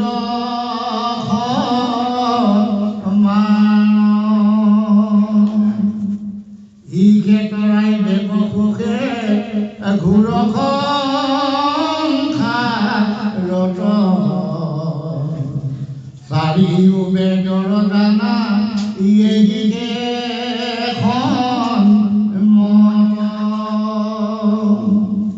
এৰামে হৰি বিমুখৰ নাই কহিতো কল্যাণ কোটি কোটি জন্মদাত নাতে যায় প্ৰাণ মহাভক্তই যেনেকৈ পৰম ঈশ্বৰ প্ৰভু ভগৱন্তক দিব্য ভোগ প্ৰদান কৰে তদ্ৰূপ যেন আজি নন্দ যশোদাই উদ্ধৱক পঞ্চামৃতকে আদি কৰি দিব্য ভোগ তেওঁ প্ৰদান কৰি নিজেও আনন্দিত হৈছে আৰু এই সমস্ত ভোজন কৰি উদ্ধৱেও যেন পৰম পুলকিত হৈছে। তাৰপিছত এতিয়া সমস্ত যিটো পৰিশ্ৰম গোটেই দিনটো মথুৰাৰ পৰা গোকুললৈ অহাৰ যি এটা পৰিশ্ৰম সেই পৰিশ্ৰমখিনি যেতিয়া লাহে লাহে উপশম হ'ল তেতিয়াহে নন্দ আৰু যশোদাই উদ্ধৱৰ ওচৰলৈ আহি আসন পাৰিছে। আসন পাৰি তেওঁলোকে বহিছে। বহি লৈ এতিয়াহে কুশল বাৰ্তা সুধিছে যে পুছিলা কুশল বাৰ্তা উদ্ধৱত নন্দ তোমাক দেখিলো কিনো পৰম আনন্দ যাদৱ বংশৰ বাপ কহিও কল্যাণ শুনা হৰি কথা এইটো অমৃত সমান যে তোমাক দেখা পোৱাৰ পিছত মোৰ আজি পৰম আনন্দ হৈছে কাৰণ এতিয়া মই মথুৰাৰ কথা যদুবংশৰ কথা মই এতিয়া তোমাৰ পৰা জানিব পাৰিম। স্বাভাৱিকতে যদুবংশৰ লগত বা যদুবংশৰ যিজন শিৰোমণি বসুদেৱৰ লগত পৰম বান্ধৱৰ যিটো সম্বন্ধ আছিল সেই সম্বন্ধটো কোনো দিন কেতিয়াও বিনষ্ট হ'ব নোৱাৰে। গতিকে এই কাৰণে আজি নন্দৰ বৰ পুলকিত হৈছে। এতিয়া নন্দইটো প্ৰথমতে জানে যে কৃষ্ণ তেওঁৰ পুত্ৰ নহয়। যশোদায়ো জানে তেওঁৰ পুত্ৰ নহয় কাৰণ আনক সেই কথাটো ক'ব নোৱাৰে মনুষ্য হিচাপে কাৰণ এগৰাকী বন্ধ্যা নাৰীয়ে সদায় বন্ধ্যাত্বৰ কলংকটো ঢাকিবৰ কাৰণে নিজৰ গৰ্ভজাত এটা সন্তান তেওঁ লাভ কৰিবৰ কাৰণে সদায় বাঞ্ছা কৰে আৰু সেইকাৰণে কৃষ্ণক তুতি কৰি আছিল ভগৱন্তক তুতি কৰি আছিল হে প্ৰভু তুমি যেনেকেই নহওক তুমি মোৰ এই বন্ধ্যাত্বৰ যিটো কলংক মোক দূৰ কৰি দিয়া। আৰু সেই কৃষ্ণ গৈ ৰাতিয়ে যেতিয়া তেওঁৰ বিচনাত আশ্ৰয় ল'লে বসুদেৱে গৈ যেতিয়া লৈ আহিলে কিন্তু যশোদেও নাজানে যে তেওঁৰ গৰ্ভৰ পৰা যে কন্যা সন্তান এটা জন্ম হৈ আছে। তেওঁ গমেই নাপায় কন্যা সন্তান জন্ম হোৱাৰ কথাটো। আচলতে যশোদে জানে যে তেওঁৰ গৰ্ভৰ সন্তানেই নাই জন্ম হ'ব ক'ৰ পৰা। কিন্তু ৰাতিপুৱা শুই উঠিয়ে বা ৰাতিয়ে পুৱতি নিশাই যেতিয়া তেওঁ গম পাই গ'ল যে সন্তান এটা তেওঁ লগতে আছে শিশু এটা ৰৈ আছে এতিয়া এই শিশুটো এটা নিজৰ বুলি নকয় কাৰ বুলি ক'ব। গতিকে তেওঁ নিজৰ বুলি ক'বলৈ বাধ্য যে ঈশ্বৰে মোক কৃপা কৰিলে মোৰ এটা পুত্ৰ মই লাভ কৰিলোঁ। বছ জনাজাত হৈ গ'ল যশোদাই পুত্ৰ সন্তান জন্ম দিলে। যশোদাই ক'ব নোৱাৰে এইটো মোৰ সন্তান নহয় বুলি। যদি নহয় বুলি কয় তেতিয়াহ'লে তেওঁৰ হাতৰ পৰাই গুচি যাব।